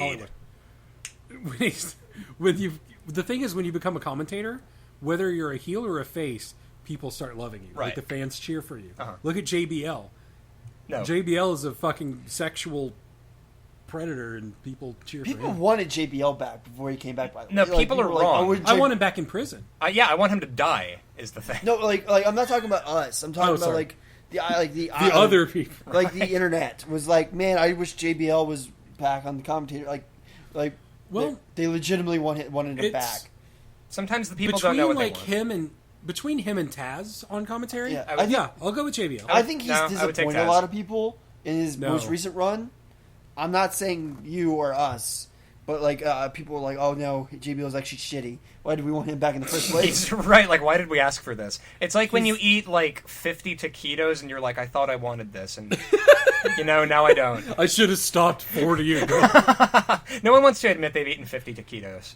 It's true. Like when you get a whole bag of cookies and you like look around and no one's here, so you're like, I know what my evening's gonna consist of. 30 minutes of furious eating. It's just a and montage 40 of minutes suffering. of furious crying. Mr. Fuji runs a 5K. I have no idea why. Why? It was pointless. To show that the powers of pain are ready for their Right, match. great. So, Which actually during the commentary, it doesn't show it in the. Which it doesn't. This is just dumb because during the next match they mentioned it's like he didn't actually run it. He got in a scooter and had a guy push him around. It's like, why didn't you show that? Yeah, show that. That would have been amazing. Show don't tell. see, Yep. you like to think that the WWF wasn't very inclusive to their African American audience, but here comes Run DMC with the WrestleMania rap. And actually, I was angry at the crowd for not appreciating that fucking hip hop legends had like graced this fucking shit show. They didn't. Well, they weren't probably legends at this point. Okay, Run DMC has done a lot, and they have definitely done a lot for hip hop. I cannot really speak on the history of hip hop because I do not know it very well. But this was awful. Oh yeah, no, the rap was awful, but that's not the point. Okay, Oh no, I'm not going to defend the WrestleMania rap. Like they literally just stole. This sounds like they stole Jim Duggan's gimmick and made it into a song. WrestleMania. Oh, yep. You over here, WrestleMania. you know what they should have done? What? Grab them cakes. No one should ever cover Grab Them Cakes. Or maybe they should. Conversely, everyone should cover Grab Them Cakes. Now we get a Survivor Series recap showing Demolition getting rid of Mr. Fuji. Or is it Mr. Fuji getting rid of them? Ooh. But that promo by Demolition. Who's the stooge? Who's the stooge? I want to know. Your stooges. I want to Who's know the who stooge? booked Demolition versus the Powers of Pain, because it was like, okay, so we've got shitty weirdo Vince. we've got shitty weirdo bondage demons versus post-apocalyptic shitty weirdo bondage demons. Vince. Yeah, it was Vince. Two big dude, like two. All big, four of these big bad guys, teams. all four of these guys looked was. exactly the same. So except for the SM gear. Right. this is. I have that note too. The Powers of Pain with Mr. Fuji, I guess the Powers of Pain and Mr. Fuji this time, versus Demolition, who are currently the champions. And We got our war gear. Sorry, they did I just have love their that war line. gear. Why it's so bad? I wish I could do that. This voice. is- My mom gave me a hand- fruit roll up before I left the house this morning, and they were just screaming. This is a handicap match for the title. I still don't know who's Axe and who's Smash. I don't either. It's like Lenny and Carl. It's not important. True. No music for the Powers, but the twin Gimps head out to the ring. Lenny's the white dude, Carl's the black dude. Yeah, Boom. yeah. So there you go. Here are my notes for this match. Scooter, I would like for you to read the lines between the ones that I read, okay? All right. Punch, punch, punch, punch, punch. And wrist hold. Punch, punch, punch, punch, punch. And not even Mr. Fuji's angle of letting the manager wrestle can get me interested. Oh, wait, never mind. Fuji's on the top rope. He misses a leg drop. Yep. A body slam and then clothesline, clothesline, clothesline punch. The crowd gets behind Smash as he gets his hot tag. Do they get behind I wanna him? die. Do they? They kind of do. The people are stupid. Fuji digs into his urethra, pulls out some more salt. Sure. He throws it into his own teammate's eyes. Oh, He missed. So would you call that assault and battery? Puck, this is over. I'm done. Did he walk out of the room? Okay. Would you say he was We'll a seasoned continue if you veteran? Promise not to do that again. This is your last warning. Okay, You've there made we us quit the podcast twice at this point. Yeah, I'll definitely say nothing about being a seasoned If you do veteran. if you do that again, Yep. just call yourself a seasoned veteran. Maybe. I hate you so much. I wish we were actually on a phone so I could hold down a button at you. It does happen, yeah. If you do that again, I'm going to make you go back and watch WrestleMania 5. Don't you even kid about a thing like that. Fuji takes the world's safest decapitator, or whatever it's called. Something. and falls for the 3 because who cares that Warlord is still the legal man. Again, Ventura points out that there's just so much double teaming in these tag teaming matches. They double teamed on a manager. They can't feel satisfied with that. It's like, get off your nuts. Every tag team ever double teams. Yeah. Oh wait, Axe. Like, was he the we was, get was, it. was he the one in the ring that looked like gum scraped out of a theater seat in hell? They or all was- looked like that. Yeah. How do you tell? Scooter. This match is a 1. This Yeah. is just, I don't care. I'm not big into Haas's wrestling. Oh, and we don't care about your score, so Martin, what's your score? All right, well there you go. I just lost my headphones laughing. 1. Fuck this match. Ryan? 1. Fuck this match. Fuck it. Fuck it. Fuck it. Fuck it. Okay. Wow. It was, That's a lot of and fuck-its. the reason for all the fuck it's is that like again like just punch, clothesline, punch, and I'm like, at first I was excited like, oh shit, Mr. Fuji used to be a wrestler. Like I was looking forward to seeing this guy go. No. Yeah, he's super old, though. Yeah, you know. he's ancient by this point. It was horrible. Hey, it's Tony Schiavone with the Macho Man. Macho Man says fuck off. Get out of here. When I watched this the second time, I noticed, like, if you actually look at Macho Man's, like, dressing room, it is literally the sad... It's a 3x3 closet. It's like a styrofoam There's cup on a nothing in card there. It's table. not like... There's no, like, lockers. It's literally a room. I don't think it was actually his actual locker room. You know what it is though? The Macho Man's wardrobe is its own decoration and furniture. That's true. Now, for those of you that didn't quite catch that, Scooter did say the second time he watched it. Hi, So guys. Scooter suffers for this Man, podcast. he really You see, does. the thing is, it's because we've school started up and various jobs have started up for us, so there's a bit longer time between Yeah. recordings. So I watched this the first time shortly after we recorded Starcade '98, and it was like we were like, okay, we're gonna record now. It's like, oh no, it's been like a week and a half since I watched it. I better watch this again real fast. Oh, real fast? You're gonna watch a 3.5 hour long abortion real fast? I fast. skipped over the Morton. I skipped an hour by skipping over the Piper's Pit. Hey, me too. I didn't We'll watch that get to either. that. Fuck you, Ryan. No, I no, did. I watched it. I watched it muted. So you're gonna have to fill us in on that. There's only one good shot of that, but we'll get to that. Okay. Oh my god. Dino Bravo with Frenchie Martin versus Rugged Ronnie Garvin. Man, this guy was tan and blonde to hell. Yeah. Garvin came out. He looked like a and- cigarette. Garvin was in the ring, and I Did just look started a cigarette. crying. Like, It's Dino Bravo and Ronnie Garvin. I just started crying. Yeah. like he did look like a cigarette, Ryan. He So they did. get in the ring, and they're getting ready to wrestle.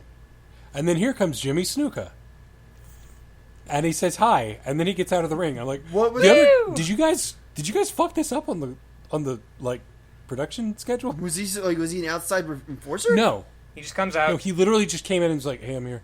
Snuka. And then he got out of the And ring. he walks away. I guess Snuka really needed a payday. No. I get him being there. Like, No, hey, yeah, I it's get it Jimmy too. Snuka. Why did he come in Just to say after? hi? No. Why didn't they bring him in before these two guys got in the ring? Well, and the funny thing is, I'd like to point Garvin's out... in the ring, and then they bring in Dino, and then they bring in Jimmy to say hi, and then he gets out. Well, and Sorry, Ryan. What I find funny about the juxtaposition of this match after the Bondage Demons versus Bondage Demons match, Rugged Ronnie Garvin, Garbage, whatever the fuck. Rugged Ronnie Garvin and Dino Bravo both look identical. Like, this is the second match in a row of identical dude faces identical dude. Dino Bravo's a bit chunkier. Oh, okay. Yeah. Yep. Well, in that case. He's a slightly different meat pie. There are different seasonings on that fucking meat pie. There's actually a decent amount of moves on this match, but Are they? it's just nothing. Yeah. It's a step up from what we just saw, because instead of being like 9 minutes, it's only 4 minutes.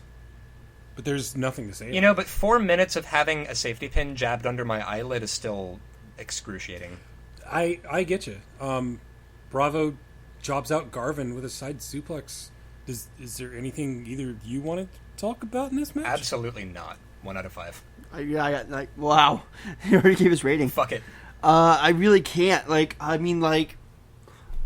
can you really say about this match? That hasn't already been said like- about this match. It's one of the classic matches. There was some cool, decent power stuff, but and I gotta, no, fuck this match. Because, I just remembered something.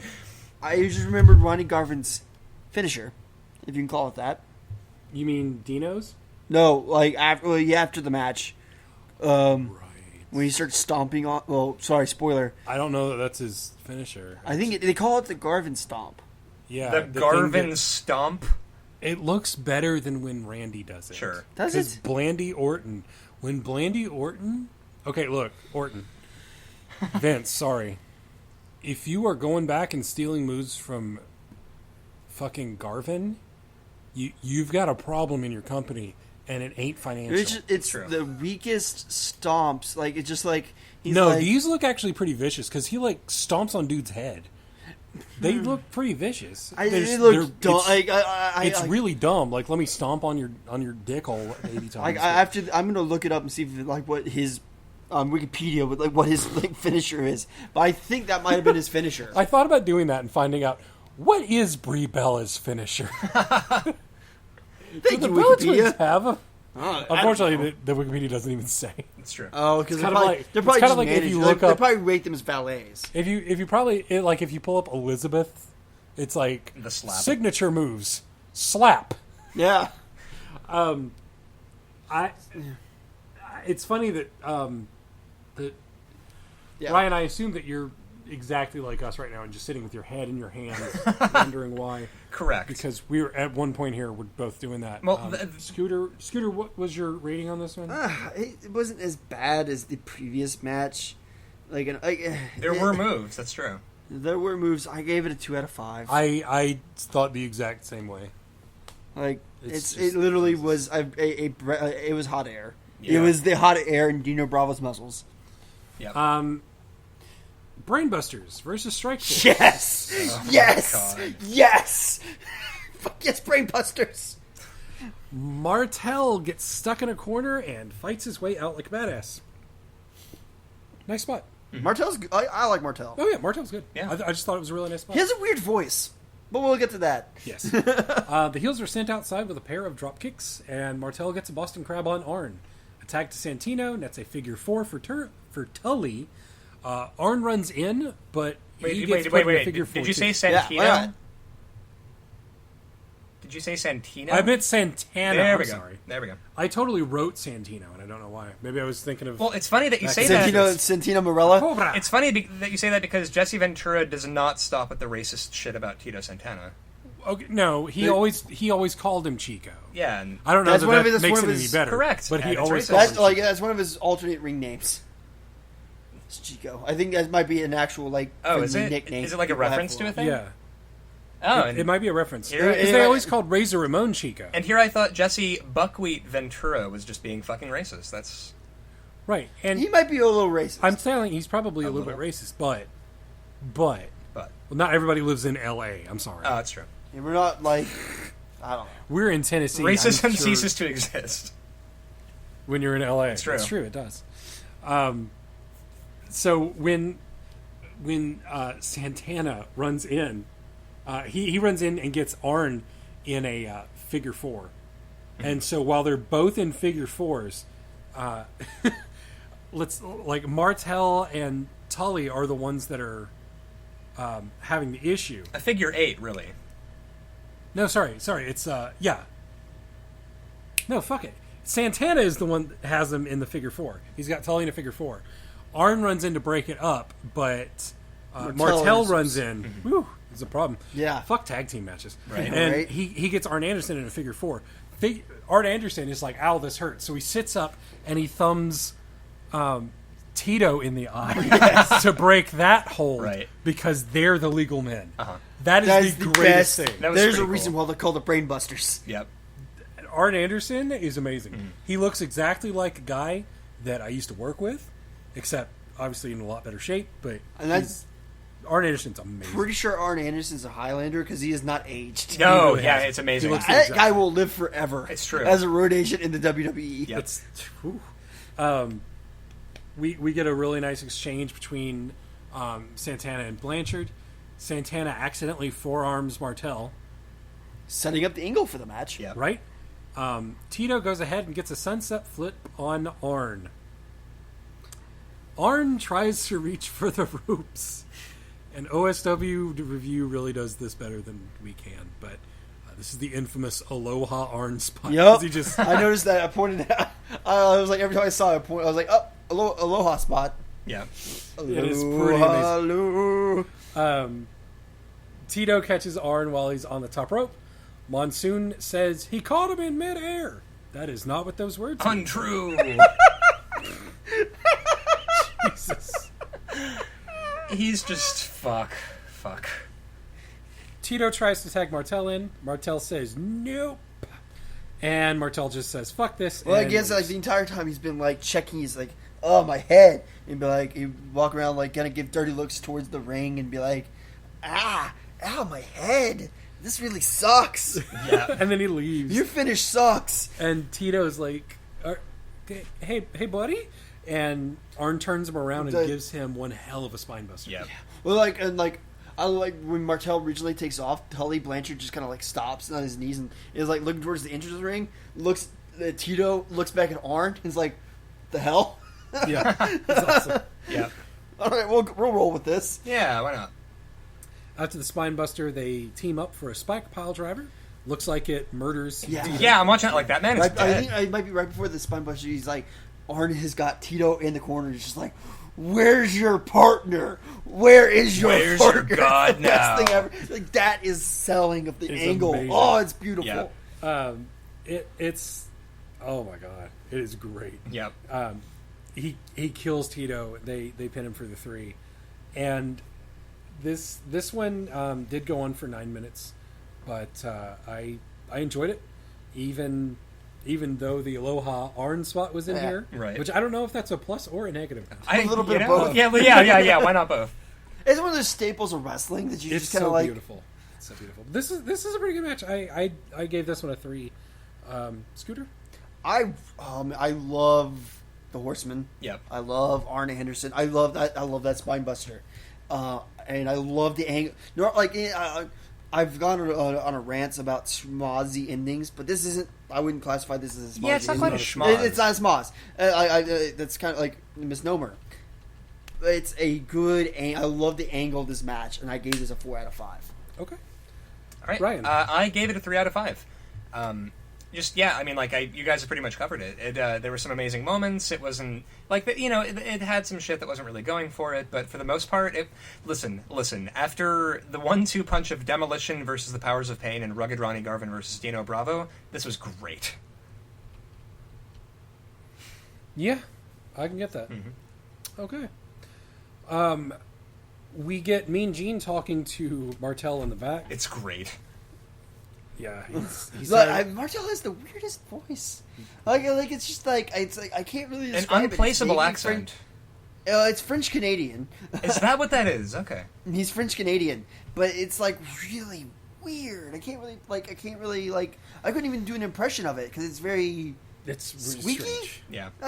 Squeaky's not the right word for it, but like Just go listen to it, guys. Yeah. Just go listen to it. But Rick basically just says he's tired of carrying around. I dead carried weight. around him. He's a loser. He's a loser. See, that was pretty good. Yeah, so there you go. He carried around dead weight. He's sick of it. He could have done a lot worse, but he was a very nice guy. I'm a so gentleman. I'm a gentleman. Santana. Then we began the part that made me want to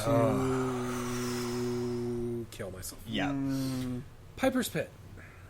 Everybody cheers. Turns out it's actually Brother Love in a kilt. Which I kind of like this. I like the twist of it. Like, it's actually Brother Love. No, see, all right. Brother Love. See, the thing about Brother Love, okay.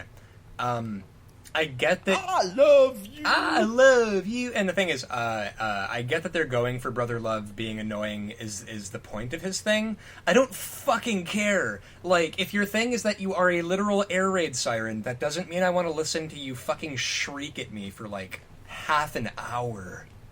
See also Vicky Guerrero. It's true. Ha! Like, I get that your thing is that you're annoying. Shut the fuck up. I'm done with this. Like, I'm not listening to any of your great heel work because I'm just muting the fucking TV. Fuck this. Well, see, like, I like the beginning of it, specifically when it's like Piper Spit's like, oh no, guess what? It's the Brother Love show. He wishes he had the emotional gravity of Percy Pringle. And then he proceeds to do an impression of Roddy Piper. He did. Which is probably my favorite bit because he actually does nearly spot on. He was pretty spot on, Except yeah. he keeps saying... How would you know? I keeps- muted it after that. He keeps saying, I love you, as Piper. And that part kind of got annoying because it's like, I get it. It's like, Yeah. you can come do a different Piper impression. Like, expand your horizons. Yeah. And then they go downhill after this. Then he brings out Morton Downey Jr. And I have in my notes, who the fuck is Morton Downey Jr.? He's the original shock jock. The poor man's He Howard Stern. is smoking. Well, he was before Howard Stern. Yeah, well, that's what I mean. He's like the proto Stern, and he was like all about smoking, and his signature catchphrase was "pablum puking liberal." He was very conservative. Everybody was a pablum puking liberal. Everyone. Cool. Did he also tell people to zip it? Possibly. Yes, he did. That's actually where that came from. He was very proud of having originated a useless fucking catchphrase. Okay. Piper But he then doesn't talk like at all during the. He just smokes. He sits there and smokes. Even yeah. He goes through about a pack. Small mercies. He was quiet. Piper actually comes out. I have in my notes. Why is this happening? Why is this still? I'm happening? just going to read my notes here. Okay, fair enough. Piper comes out. Why is this happening? A guy in the audience yells, "Pull it off," in reference to Love's kilt. Roddy gets called a transvestite. Roddy squirts him with a fire extinguisher. Kill me. Because he keeps Morton Downey Jr. keeps blowing smoke in Piper's face And like throwing cigarettes at him. and it's like I guess he probably had a no contact clause because it's like Piper Would have the character should have murdered this man. Yes. And instead, they kind of make Piper look like a bitch because, like, He the just- Piper we know would have, He like, had to use a fire extinguisher. yeah. We get a sneak preview of No Holds Barred. Oh, good. Okay. Oh, but like, so how long did that segment go with? We're it's not over. It's not over. No. The whole thing is what I timed. Oh, I see. Gene says that You Can Bet No Holds Barred is gonna be a blockbuster. Ryan, would you like to guess how much of its $8 million budget it made back? I would guess probably about maybe 5,000. It did better than that. It actually Wow. earned $16 million. Oh. It made about twice its budget. So good job. Guys. Wait, really? Really? Also, It made money. have you seen the You know, movie? I have not, and actually I was going to say, I texted Marty earlier saying... It's on Netflix. We need to do this. Is it? tonight. I was going to say, I texted Marty, like, we should all watch No Holds Barred and review it. It's on Netflix. And he texted I've me... never seen it, actually. And Marty texted me back, Ryan, stop being Satan. We should we should go through the full OSW and do a review of it. I don't want... Duty! Oh my god. Sean Mooney talks to Donald Trump. You might be wondering, did you skip over a wrestling match? I did not. No. Sean Mooney talks to Donald Trump. Again, I'm just reading my notes. Fuck Donald Trump. Yes. Mooney says the fans have gotten more than their money's worth. No, They have not. No, they have not. Video package for the Mega Powers. WrestleMania 4. Monsoon says, "What a threesome, Jess!" And then Hulk Hogan announces that Macho Man just couldn't handle the load. Well, that's a little bit later. No, it was during his interview with Gene Okerlund about how he... Yeah, about how, like, Macho disappointed all the little Hulksters and he couldn't handle the load. Like, he was like, boy. he thing that really like made me boo the screen. I hope I work. Well, I honestly hope I woke my girlfriend up because I watch this when she's asleep usually. Because I booed the screen when he was like saying, "The madness was a little." Oh, sorry, the mania was a little ahead of the madness, brother. It's like, oh, you shut your whore mouth. You are Hogan. incorrect, you walrus-faced piece of shit. No, he's not. He's not incorrect because he's still more over than Savage because fans don't know what they need. It's true. But I have, as Gene starts talking to Hogan, I'm beginning to think there is no more wrestling. It has ceased to exist. What is Hogan's obsession with destroying the Trump Plaza? For 2 years in a row, he's talked about He's teased it. like his match will crush the foundations. At least he doesn't swim away on this one. It's true. And he's like, "Well, don't worry, doesn't have doggy paddle stadium. my Hulkamanias will be all right." Or backstroke off You, camera. Trump. It's like, 1 year ago, me and the Macho Man were as one. Aw. One flesh and Hulk one says- bone, brother. Hulk says he was more over than Savage. And the time between this whole Brainbuster Strike Force and the next match, 37 minutes. Holy shit. and it's 3.5 hours long. Yeah. This is 37 minutes that they could have cut out. They thought this will get over well with the fans. Well, Now, what's people already happening- bought the pay-per-views. What's happening with the fans here for all these interview segments? Because they don't have a Titantron. They are probably all taking Intermission? the piss. It's honestly, it might be actually intermission. Yeah. I mean, how do you even pick the piss break match in this pay-per-view? The D'Lo Brown match. All of them. All of them. But now we finally get wrestling back. And who comes out? Andre the Giant. You're welcome. Who are you? Big Who said John- thank you? Big John Studd is the guest referee. Monsoon says, "I think Big John might be over 400 pounds. Where do you go to get weighed when you're that big?" And Jesse says, "Well, where do you go?" They had a conversation about truck stops. He's like, Monsoon, to his credit, says, "Well, I go to truck stops." I had to That's get out of pretty the great. car because I couldn't handle the car in me. It's too bad we don't have a match between Andre and Studd again from WrestleMania 1. Is that too Ow, bad? ow, I was going to say, like, Scooter, you know what you have to do. Throat chops. Do it.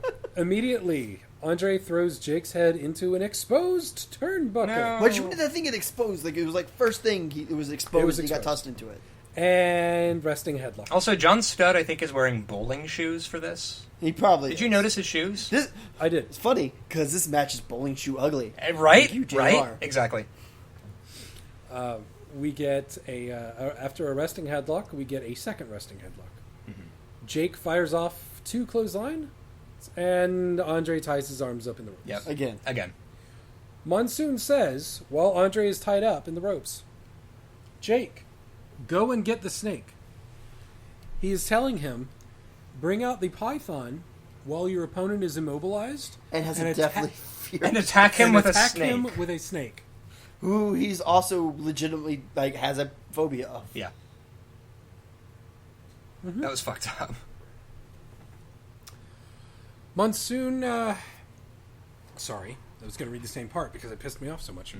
It seems to me that Jake doesn't realize he's wrestling Andre the Giant. Andre's immobility is really on display here. Yeah. And the thing is, like, it would make me more sad if he felt like he was press ganged into wrestling because he had to. Like, he loved wrestling, so he wanted to do it, but it...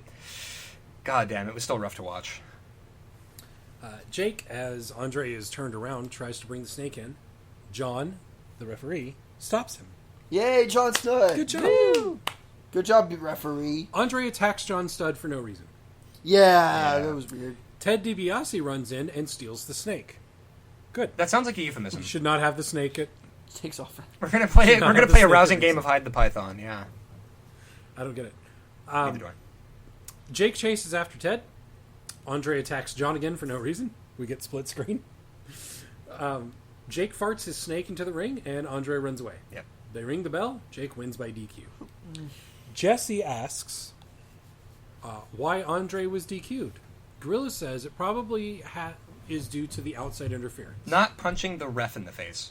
I think it had more to do with Andre attacking the referee. Yeah. He did as well. I assumed. Jesse tells him to fuck off and lays down the facts of the match. Just ever more wrecking this man's shit this pay-per-view. This match was 9 minutes and 40 seconds. God. Scooter. No, Ryan. 1 out of 5. I longed for death.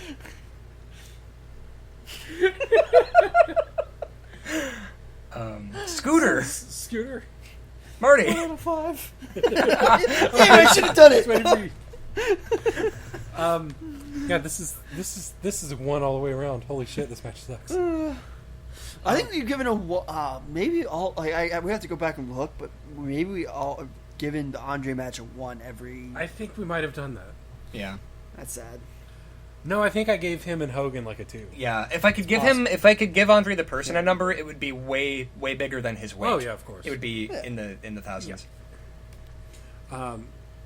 Sensational Sherry is in the back with Tony Oh. Schiavone. Wait, side note before that, Fuck this interview. there's a guy in the audience with a porno stash who is super jazzed about Jake the Snake. Oh right, Sean Mooney's That's talking to him right. in the Bob Uecker seats The part of Bob Uecker tonight will be played.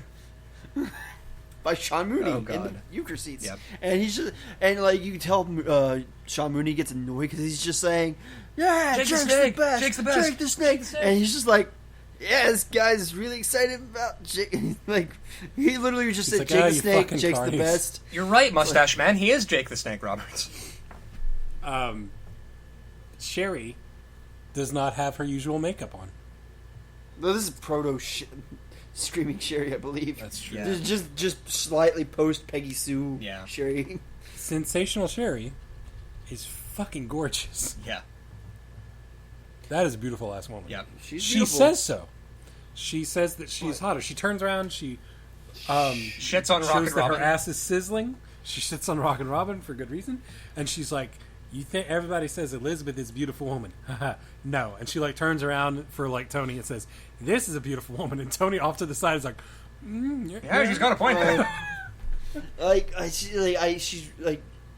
She's pretty, like. I hate her promos. Yeah. Yeah, I was about to say her. She is terrible when she does that weird like laugh. It's like, where your mega power explode. And then she gets like really loud for no reason with it. Yeah. Yeah. Uh, No, like- her promos suck, but she's actually a really apparently good like wrestler. she came from the AWA and was like I believe she was noted to be the best woman worker Oh, yeah. of the time. Yeah, she was really good. And so they went ahead and made her a valet. Yeah. Yeah, Yeah, of course, yeah, as you do. naturally, you take that. Where was she? Why was she not wrestling the fabulous Moolah so she could get screw jobbed? Yeah, Why- yeah. You take that's that. what they should Yeah, have you done, take is go ahead that. and buried her. You take that light and you hide it under a bushel basket. Good job. Because Wendy Rector was a good woman's worker and she got shit canned by fucking Moolah. Yep. Ugh. Fuck Moolah. Wendy Richter and Sherry. I could have been down to see that. You know, like Well, I mean, either way, honestly. I'm not picky. I indicated the scissoring motion. Okay. Very Well, good. it's an audio podcast. They can't see me being rude. Oh, really? Yeah. Then why do I get dressed up for it? I am naked. I don't have any clothes on right now. Right. I'm There we wearing go. my best beard. I thought it was weird that you were nude the whole time The for whole all of these. time. Scooter's dong notwithstanding, we move on to Greg the Hammer Valentine and Honky Tonk, otherwise known as Rhythm and Blues, Yeah. with Which- Jimmy Hart. This is the best pairing because you have I do love Honky it. Tonk Man, who is mostly charisma, and you have Greg, who has no charisma. Yeah, yeah. You're just a black hole of charisma. Much like the Hart Foundation. Much like the Hart Foundation. Bret Hart, who does not have... Oh, you're right. Well, I mean, like, at least Honky Tonk can wrestle. Yeah. Neidhart- Anvil... No. Fats. Yeah, all the wrestling talent in that family went to his daughter. It's true. I think she learned from the Hearts, to be fair. Yeah. So I think Dad's like, do you want me to teach you how to wrestle? No, thanks. I think I'm good. Neidhart's so fucked up, the Hearts adopted Natalie. Brett slingshots Anvil in to deliver a shoulder tackle to Greg. Thought that was a nice spot. Yep. Anvil begins blatantly biting Greg because good guys. Why not? Yeah. Looking at Greg makes me wonder, why would anyone ever wrestle without knee pads? Why would they? Cody Rhodes doesn't wrestle with knee pads. Well, I guess if they do a knee drop or something, it looks gnarlier. I suppose. I but guess. Like, so they like it's a certain look. Yeah. I guess. There's not much to say. It's a nice fireman's carry takeover by Honky.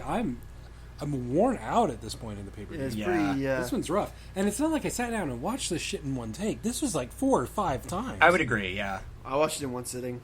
Man, Holy shit, you're an Iron dude, Man. you're intrepid. That is incredible. Gorilla says Greg has to wrestle for about 7 to 8 minutes to even get warmed up. I think that's my mistake with these is I usually typically cause I don't have a whole lot of time, so I sit down and power through these things. And I don't know if it's obvious, but as the podcast goes through, I have less and less to say because I've just forgotten certain things. It's I just thought like it my because you energy. start getting bored and start doing other stuff. Like you're playing Skyrim right now. Oh wow, I didn't realize that. Well, You shit. didn't realize No. Dude, you just beat Alduin. Oh shit! Although that being said, Alduin's kind of a bitch. Dude, my game keeps glitching on Alduin. Anyway, right. Just say I think I need to start breaking these up somehow, some way. They'll stay more fresh or something. Because they do. I think this match I was just like, oh, okay, this is still going. Greg Valentine is gassed immediately. Like, he just looks tired. I was gassed immediately. I've been gassed since about the beginning. Honky gets the shake, rattle, and roll, but tags Hammer in to deliver a figure 4. There's something on the back of his leg that he puts on. They say he's going to try and break Brett's leg. Yeah, what was that? What the fuck is that thing? Who can say? I don't know. I couldn't figure it out. Even on the second viewing, I couldn't figure it out. I don't know. Whatever. This is really nothing special. Anvil chases Jimmy Hart away. He takes his megaphone, throws it to Brett. Brett hits Greg with it behind the ref's back and gets the 3 because good guys. And that's what's so weird about like managers during this time is how they managed. Like Jimmy Hart manages several teams who aren't exactly affiliated except through him, and I think the WWE I think they dumbed down the audience to the point where the audience could figure out. It's like, well, he's managing this team. Why isn't he managing why isn't Lana managing Cesaro? Right. For reasons.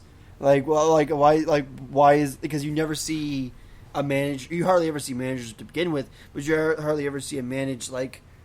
The only different person now is the Advocate. Yeah.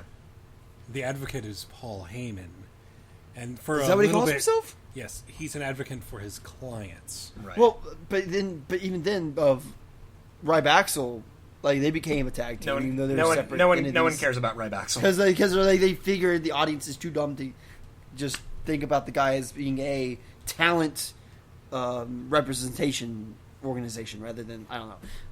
That was just a weird tangent I just thought of in my head. So I get it. Ryan, there's before you give that, I want you to know that we don't care. Sure, good. and we hate you. Oh, I mean, yeah, that's also that. This one's short and sweet. I gave it a 3. Ryan, I actually gave it a 3 because it was short. Scooter. I gave it a 2 because I was bored. Yeah, it was between a 2 and a 3, but it was a 3 because it was short. If it had gone on longer, it would have been a 1. Wow. We get a video package for Warrior and Rude. The Royal Rumble had a posing contest. No. Just no. Why? When Warrior wakes up... Wrestling is not bodybuilding. No. It's not Mr. Not Universe if Vince tournament. McMahon Yeah, don't is tell it. Vince that, yeah. When Warrior wakes up after being choked out in the video package, he attacked all the officials in the ring. Just going Because. grape ape. So just he cause. He is attacking... He's chaotic attacking all neutral. the officials. He's Yeah, I attacking can see all of the officials, right? Mm-hmm. The fans start clapping and cheering for him. Well, because he's the face. Because good guy, yeah. He just threw 3 referees out of the ring. He lights a fan on fire, and the fans are like, "Yeah, you get him." He deserved it. Rick Rude versus the Ultimate Warrior. Which, you know what the highlight of this match was? Rick Rude's tights. Oh my god, it's so awesome. And honestly, I love that Rick Rude, he kind of has the Rob Van Dam thing of, like, his tights generally look like a van owned by a 19-year-old in a doom metal band. Mm-hmm. Just airbrushed. And again, I love that he had the Intercontinental Championship on the front, and on the back, he had Warrior's face emblazoned across his butt cheeks. It was beautiful. Yep. Classic Rude promo, screaming at all the men in the audience to keep it down. They cut to women in the audience that are swooning. Right. I would be swooning too. I know. Look at this man. Rude tries to knee Warrior in the stomach, but Warrior still has the belt on. I love that. And he like hops comically with it holding his knee. It was great. That was great. That's awesome. Warrior steamrolls him. Rude bumps all over the place. It is stupid, but it is fun. Gosh, Rude carries Warrior to probably his best match. He really does. And like, then, Warrior immediately flubs what I think might have been a power slam? Or something? Well, it's okay because he makes up for it. Because he puts him in a bear hug throughout the entire Mesozoic era. For 9 years, yeah. Oh, yeah, it's true. Fuck. Because he keeps saying, I think the OSW guys pointing out, it's like, because Warrior's still fairly green at this point, and he keeps going to Rude to, like, hey, what's the next spot? So that's why he keeps going to the bear hug. Yeah. Is that what? Does he have to explain what all the moves are? Is that why the bear hugs are 10 probably. Well, you're supposed to give me a neck breaker. What's a neck breaker? It's where you fall down and hit me. But that's all of my moves. Warriors, God, he sucks. He's so bad. He bites Rude because good guy. He goes for the standing splash, but Rude gets his knees up. Really great pile driver from Rude after that. Warrior, I think, has a bloody lip at this point. Good. Fuck that guy. Warrior. Well, he did just die. Yeah, fuck that guy. Oh my god. I don't give a shit. Fuck, dude. James Hellwig was a horrible, horrible man. Jesus Christ. Anyway, Warrior does his spot where he weeps at the ropes while Rude is holding him from behind. Looks less awkward than the bushwhacker whack, but it still looks awkward. Yeah. Monsoon nicely covers for Warrior botching. Says he tries to throw him out of the ring. Okay. He just fucked up. No. You fucked up. Yep. You fucked up. The Warrior powers out of the Rude Awakening. After dumping Rude to the outside, he goes for a suplex to bring him back in. While he has Rude up, Heenan trips Warrior, holds onto his legs at the outside. We get a 3 and a new champion. Hooray! Woo! After the match, Warrior press slams Heenan and awkwardly drops him. He fucks up a gorilla press slam. This is the match that permanently screwed up Heenan's neck. There was in WCW, Heenan specifically had a no touching policy because of his neck. Yeah. And there's actually famous incidents when he said "what the fuck" on the air because one of the NWO guys, when they were doing their thing, grabbed Heenan by the shoulders, he was like, whoa, neck problems, bro. Yeah. Like, how do you because fuck of the that Warrior? Up? Because you're the Warrior, That's how, and you're just jacked beyond belief, and you don't care. Yeah. You only care about numero uno. Wasn't there the one time that Andre the Giant knocked him out because he kept stiffing him? So this is a story that comes to us from Bobby Heenan. As we know, Andre liked to get tied up in the ropes with his arms. So they were going, they were running all over the country doing this, and he was wrestling Warrior in a bunch of house shows. And he basically told him, you're going to clothesline me, I'm going to fall into the ropes, but you got to clothesline me kind of soft because, if I like trip and fall, or you knock me too hard and I fall on those ropes, I'll die. I will die. Yeah. Like if I fall out of the ring, I'll die.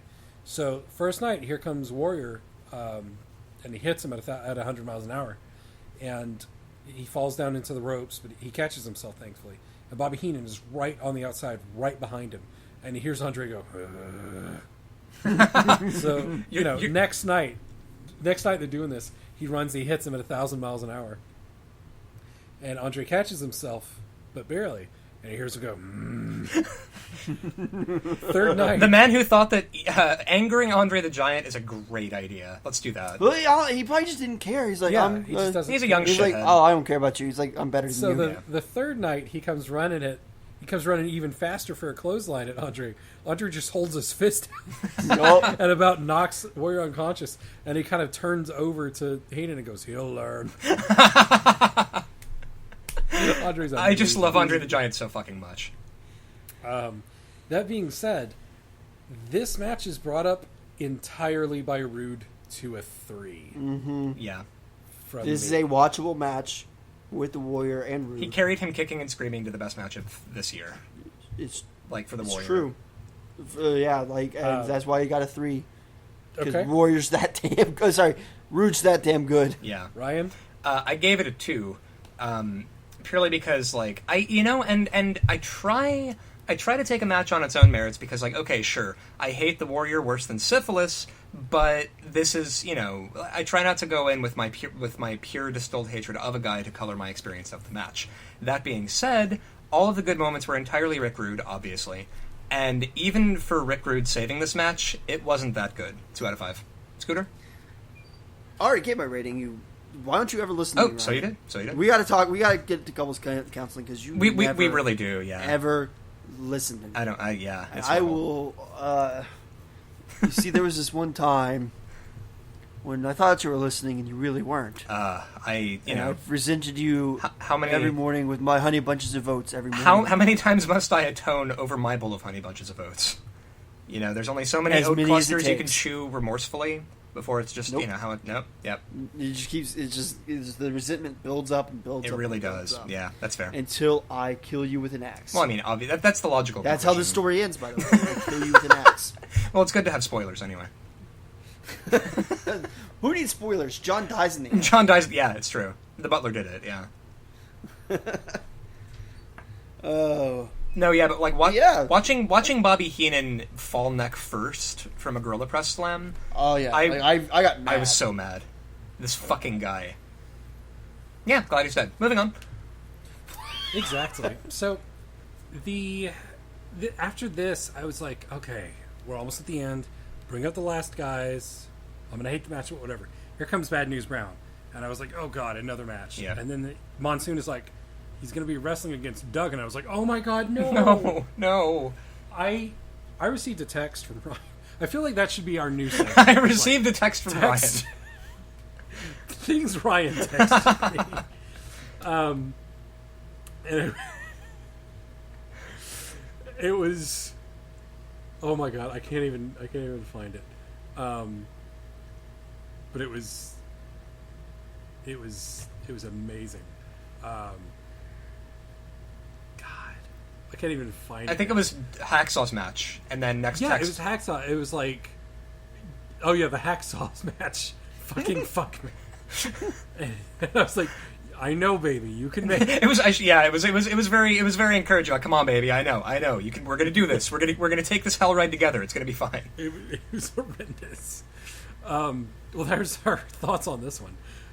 Duggan is every 4 seconds. The fans keep doing it back to him. They just do not get tired of it. No. Honestly, like I watched this match, but I didn't make it all this way on my second viewing. I have no recollection of this match. You're a lucky even man. a little bit. It's You're like so it's lucky. purged from my memory. It should be. So I'm probably going to stay kind of quiet because I just I understand. yeah. Yep. I'm going to get drunk during this too. Mm-hmm. Brown starts to walk away from the match, but thinks better of it. I like that. I always kind of like that I- spot. It's just like immediately Fuck he was this like, match. "Nope, I'm done." I've I'm always out. wanted to see a heel make good on that and actually end the match at the beginning, just going, you know what, fuck this, and just walk away. That's That does Fandango. happen. Yeah, Fandango. Yeah. There's a fan. There's some like 8-year-old in the audience that just marks out and loves it, and he starts screaming, "Scaredy cat!" Yes, I love that's awesome. Wait, he screams what? Brown, scaredy cat. That Brown. Oh shit. Brown.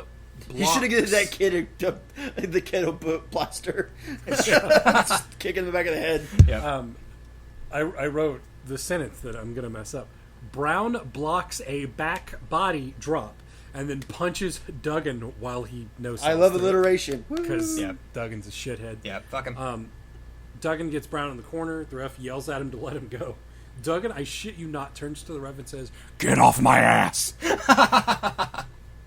My ass. My ass. Brown, after Which getting hit with in a moment of rare articulation, Hacksaw Jim Duggan manages to say a thing. Besides, ho! Yeah. Brown, after getting hit with a 3-point stance clothesline, mind you, the 3-point stance is his finishing move, but instead of a clothesline, it's a shoulder block. Did you know that is Duggan's finishing move? Why is he doing a football? shoulder block. Why is he doing a football drill? Because he was a football player. But I don't. Okay, if you want to have a shitty finishing move, or if you want to have a finishing move that's a clothesline, I get that. If you want to have a finishing move that's a shoulder block, great. But if you're getting down, if you're in position to do the move, and you instead decide just let me hit you with the clothesline instead, what is the thought process in that? There isn't any. You're giving him too much credit. So, he gets hit with a steel with a stance clothesline. He goes outside and he gets a steel chair. The ref yells at him. Duggan gets a 2-4. Now I remember this match. Yeah. And the bell rings. Because they started battling with chair and 2x4. Yeah, Concerto for 2x4. They were literally having a sword fight with these. Well, obviously not swords, but like they were like facing off with. What was this ending? Chair beats 2x4. So, Scooter, this match lasted for less than 4 minutes. Between the bell, And thank God for small mercies, really. Duggan did like to do his ho. Realistically, how many times do you think he hoed in less than 4 minutes? 10. I'm gonna go 10. Ryan? I will go with at least 20. What the fuck was that? A thing fell. 20? A thing fell off the bookshelf. Yes, 20.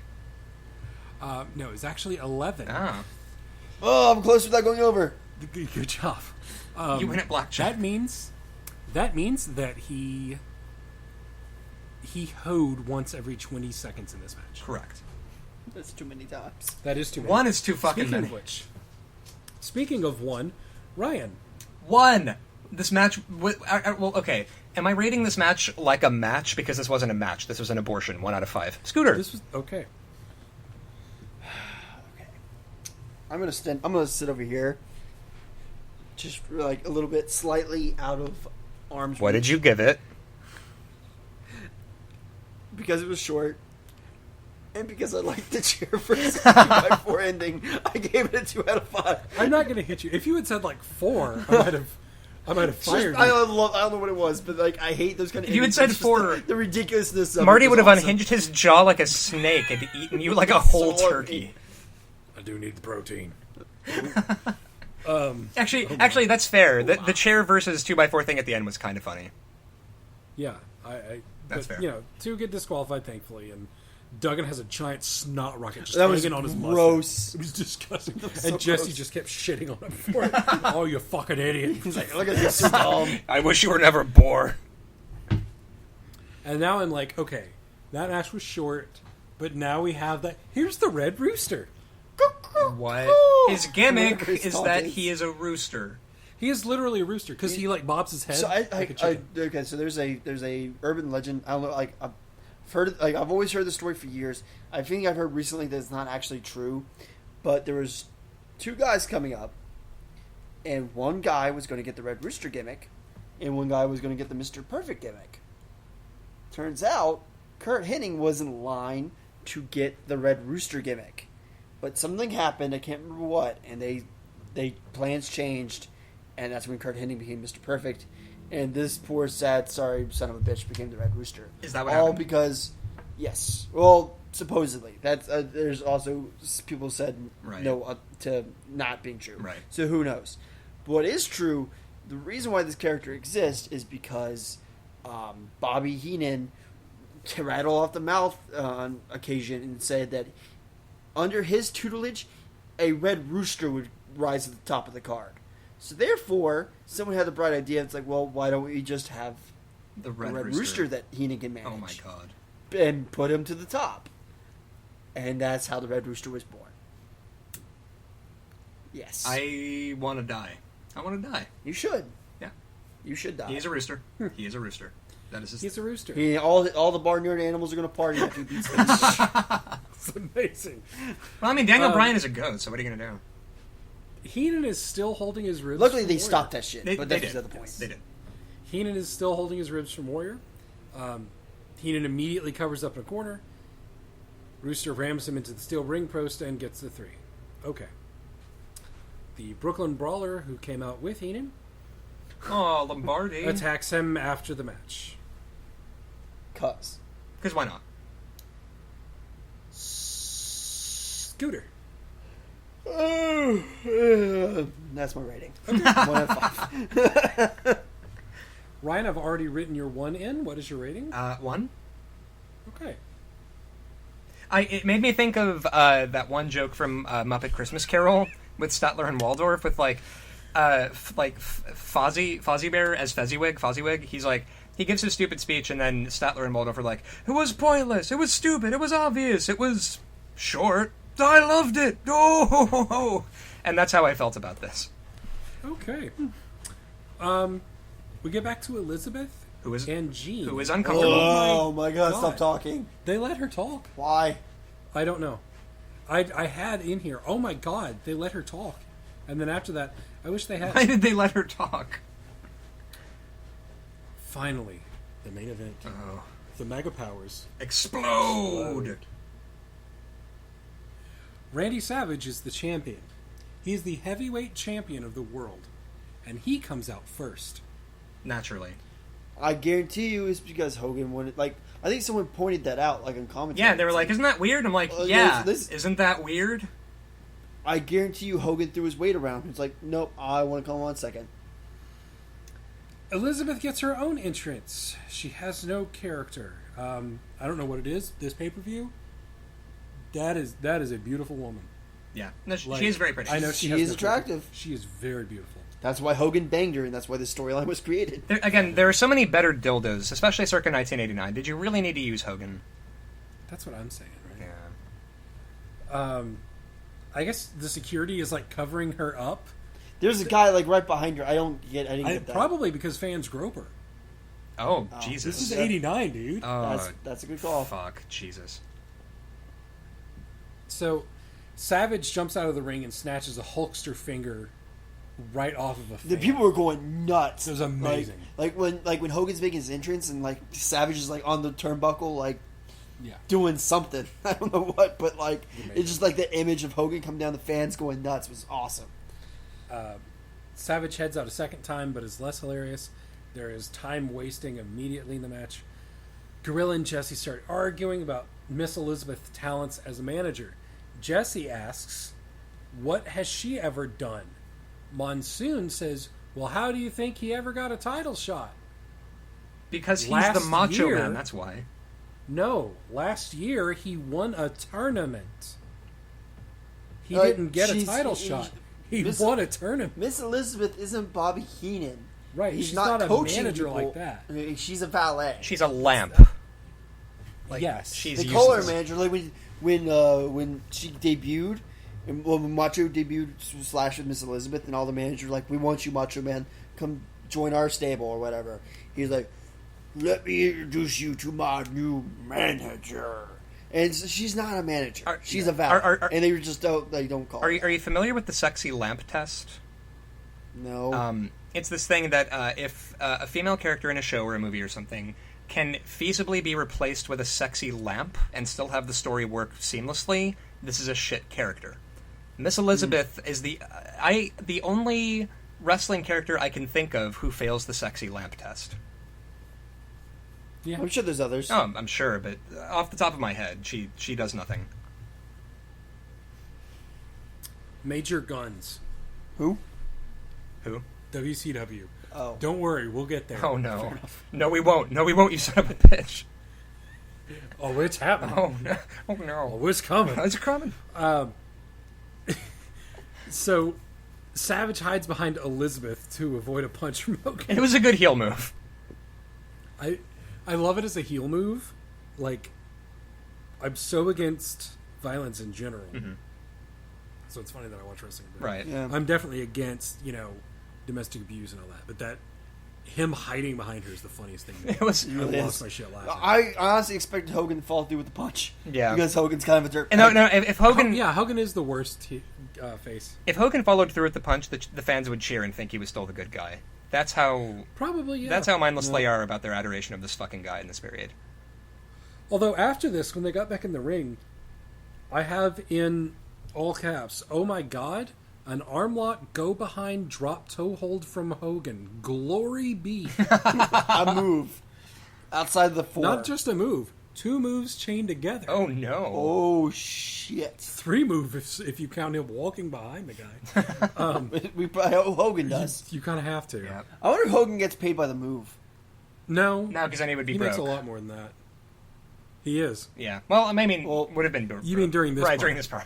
Oh, I see. I would at some point in my life like to earn fucking Hogan 98 money? level Hogan money. Oh my god. 89? No, 98. Oh, fair enough. $700,000 pay-per-view, that kind of shit. Whoa. Right? I can deal with that. That's why WCW went broke. Yep. John Cena is like, when the fuck do I get that? I know, right? I don't know how much Because John Vince Cena- McMahon knows business. Because It's your like, because nah. because your job is Nah, to sell bro. merch, John. Well, I can do that. Yep. Just you wait. That'd be You know, cool. bro. That's why he's still got this fucking belt. That's true. I mean, he doesn't now, thank God. But anyway, He's gonna. I'll laugh so hard if he gets back at I 90 will champions cry. I'll be so unhappy. because they're like 'cause just to put it like. Only way I'll accept this is if they do it. It would be dumb because Brock can't be on every pay per view. But if Seth Rollins cashes in, That's what I want. would- I would right be there. okay with That is Back what I for a want. brutal match with Brock. I would be okay. Yep. That's the only Plan B. Yeah, plan B. Plan F. So, this match. Oh my God, I just shit myself. I felt it over here. God, I this felt smells it really over bad. here. Dude. It's Like gonna be the, horrendous. the floor rumbled on my side. It's like, did I just fart? I just farted out of your asshole. How does that work? Okay. Coming back in. I'm glad we paused. We kind of had a pause there. Yeah, I right. might take that out. I don't know. Yeah, we kind of just start rambling about stuff. It's true. Shitting everywhere. Great back suplex out of a headlock to Hogan from Savage. Thought that was a really nice spot. Decent back and forth between the two. It's actually booked pretty evenly. Hogan starts bleeding because Because why not? Not. because It's a big match. it's a big match. Hogan gets some sympathy. He's so weak. He just has to hold on to Macho's boot. Hogan out of nowhere starts no-selling and kicking ass, but then Hogan throws Macho over the ropes in a really dangerous manner. Like, doesn't even let him catch on to the No. ring ropes to catch himself. He just throws him. What a fucking... Because why not? Liz tries to help Macho up. He yells at her, saying he doesn't need any help. Hogan tries to toss Macho into the ring post on the outside. Liz gets in the way. Macho keeps shoving her. Hebner tells her to get the fuck out. Thank you. Yeah, had Which me. I feel like After you Macho know hits a top that's rope- fair. Why is she here? Why are Very, you very here? true. You're just distracting everybody. After Macho hits a top rope axe handle to the outside, he hops over the top rope, delivers a stun gun, which Hogan not only sells, but perhaps even oversells. What? I was Right? imp- He I might was actually surprised. like Macho Man. Yeah. Macho starts choking him with tape. This is okay, as Good. Macho Man is the bad guy. Good. Also, maybe he'll kill him. And it's actually a cool heel Kill move because him. he keeps turning Macho Hogan so that hits the him. ref doesn't see him doing it. Right. Macho hits his elbow drop. Hogan immediately kicks out and starts hulking up. Which, by the way, the Ugh. thing about the hulking up that I've realized that I hate, aside from everything, is that it invalidates everything the match has been setting up to this point. It's the equivalent of having a gunfight with a 5-year-old who keeps going, "No, you missed me because I had my force field on and you're dead now. I win." Brian, you would really hate Japanese wrestling Oh, strong. if that's the case. Well, I mean- because that's the problem with like no one can really sell finishers anymore. Because in Japan, they beat the shit out of each Well, other. especially because And I'm not a big like, fan it's of- Like, it's like a video game. I'm not a big fan of As soon strong as someone takes style. enough- So, yeah, it's cool. Like it's fun to watch in segments, but like watching a match is just like, these guys are just murdering for each other, but they don't sell. Yeah. And it's only to a certain point where they take enough damage, a la video game, and like fall over. They lose their HP. It's kind of bizarre. Yeah. Yeah. Weird. Big boot, leg drop for the 3. Yep. The silence says it all. The match was I just want to actually die. booked. The match was booked really well. It actually showed. It really did show that Macho Man was a force to be reckoned with, because he did take Hogan further than Bundy took him. He took him further than Andre took him. Yeah. He definitely took him there. You're right. The hulking up completely invalidates everything in the match, but What you gonna do? Yeah. When Hulkamania goes wild on you. Yeah, It's right. true. You know what I you do? still Nothing. thought- That's what you do.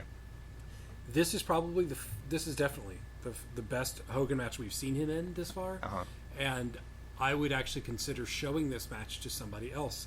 I gave it a 4. What? I understand you don't understand like wrestling and stuff, Ryan. Oh, sure, yeah. I actually enjoyed this. I enjoyed the match. I hate Hogan. I hate the finish. Well, I hate the hulking up and the finish. Yeah. But the match itself was pretty good. With Hogan, you kind of have to ignore that Certain part. aspects. Yeah. So, all in all, I thought it was an exciting match, and I did give it a 4, even though I knew what was coming at the end. Right. Ryan. I gave it a 3 out of 5, purely because like it was a horseshit end to a match because I hate the hulking up. But like honestly, Macho obviously, as he always does, carried the match, and his heel moves were so great because again he's like choking him with the strap, and he's turning him so that the ref can't see him, and then when the ref kind of comes around, he throws it away, and he's like, "What? I didn't do anything," and it was great. The problem was there was too much foreplay at the beginning with the weeping around the ring, and there were way too many fucking rest holds. Okay. So, Scooter? I gave this one a 3 out of 5 because I might have been the pay-per-view, but I was just dead at this point. Yeah, I gotcha. Considering I just watched 3.5 hours. Yeah. No, I feel that. And so, so watching it that way, you kind of lose perspective of certain things. And I was just like, "Oh, is it over yet? Oh, it's over. Okay, I can go home now." And A burst of elation. maybe that's probably the audience felt too. But they also gave way to my favorite version of Macho Man, which was King. The Macho King. The Macho King. Which is, with him and Sensational Sherry, where is absolutely batshit insane. Yep. And I highly recommend watching the OSW review of No Holds Barred. Oh, yeah. Because before they do the movie, they show a promo with Zeus, Macho Man, and they're screaming. It's amazing. They're lose my climbing. shit. They're like, at some points, like someone's climbing the cage, like, "In a cage, no holds." Literally, they're screaming, Screaming, no holds holds barred over and over again, climbing the cage. Oh my God. I'm like, are they about to have sex? Yes. I don't know what's happening. If you have not seen that promo, you can find OSW's review of the holds barred. They're either going to auto Watch cannibalize or have very unsanitary, It weird was neon sex. it's my favorite, one of my favorite versions of Macho because how batshit insane it is. Yep. It is great. Scooter, you and I actually tied. We gave 3 what's matches up? a 1, and we ended up rating this a 2.3. I did, however, give 2 matches a 4, which no one else did. I was I know. very surprised. Ryan, Yes. you gave 7 matches a 1. You want to know what your final score was? Guess what your final score is out of 5? What was my final score? 1.9. I think it's the lowest. That's how the many- lowest we've ever had. Well, before that, what was the lowest? Well, I don't actually have the ones for 1? for WrestleMania 1 or 2. I see. But WrestleMania 3, Ryan, you gave a 2.8. Yeah. And, I'm sorry. Yeah, WrestleMania 3, you gave a 2.8. WrestleMania 4 was a 2.4. And you didn't mind Starrcade. It was a 2.9. Yeah, so, there you go. Yeah, this is definitely down in the shitters. This is the worst one we've seen so far. This It is seems like every one of our, all these so far have been in the 2s, except for you with Starkey, which was a 3.3. right. Yeah, Anyways. WrestleMania 5 is I like is metrics. the worst 3.5 hours of wrestling I've ever watched overall. Yeah, I want those 3 hours. Oh, of my life yet, because we have not gotten to the WCW pin. back. We also haven't gotten to $2,000. WrestleMania 6. WrestleMania WrestleMania 6. 6. When we get over, That's our new It's tagline. WrestleMania. WrestleMania 6. I've been constantly referring to it as WrestleMans with a Z. It's true. You should. Well, the thing is, WrestleMania 6. You should look for a young Christian and Edge. Oh, right. In the audience, they're in the audience. Oh, there you go. Well, I guess that about wraps things up here. Yep. Thanks for listening to. Don't watch it. No, don't do it. Whatever you, God damn it, don't do it. Thanks for listening to. Learn from our Fuck mistakes. me. I can't even do I it. wrecked it. Thanks for listening to Three Pathetic Ugly Guys talk about wrestling 25 years after the fact. Follow us on Twitter at ToJ Podcast. Listen to us shit on WWE constantly. On Facebook at facebook.com/ToJ Podcast. And even the Tumblrs at tojpodcast.tumblr.com. Send us your hate mail. tojpodcast@gmail.com. Join us every Wednesday for our sister show, Travesty of Literature, where we explore the world of wrestling fan fiction. / fiction? Possibly. Oh no. Stop by next week for episode 7, where we'll be continuing our WrestleMania count up with WrestleMania 6, the ultimate blowjob. And remember, get off my ass! Good night, everybody.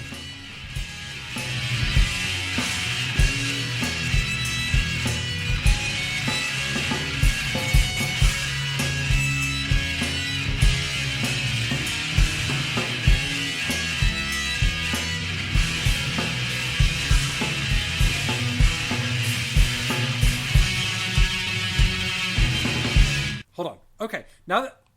Oh, God. Oh, God. Oh, I've been holding that in.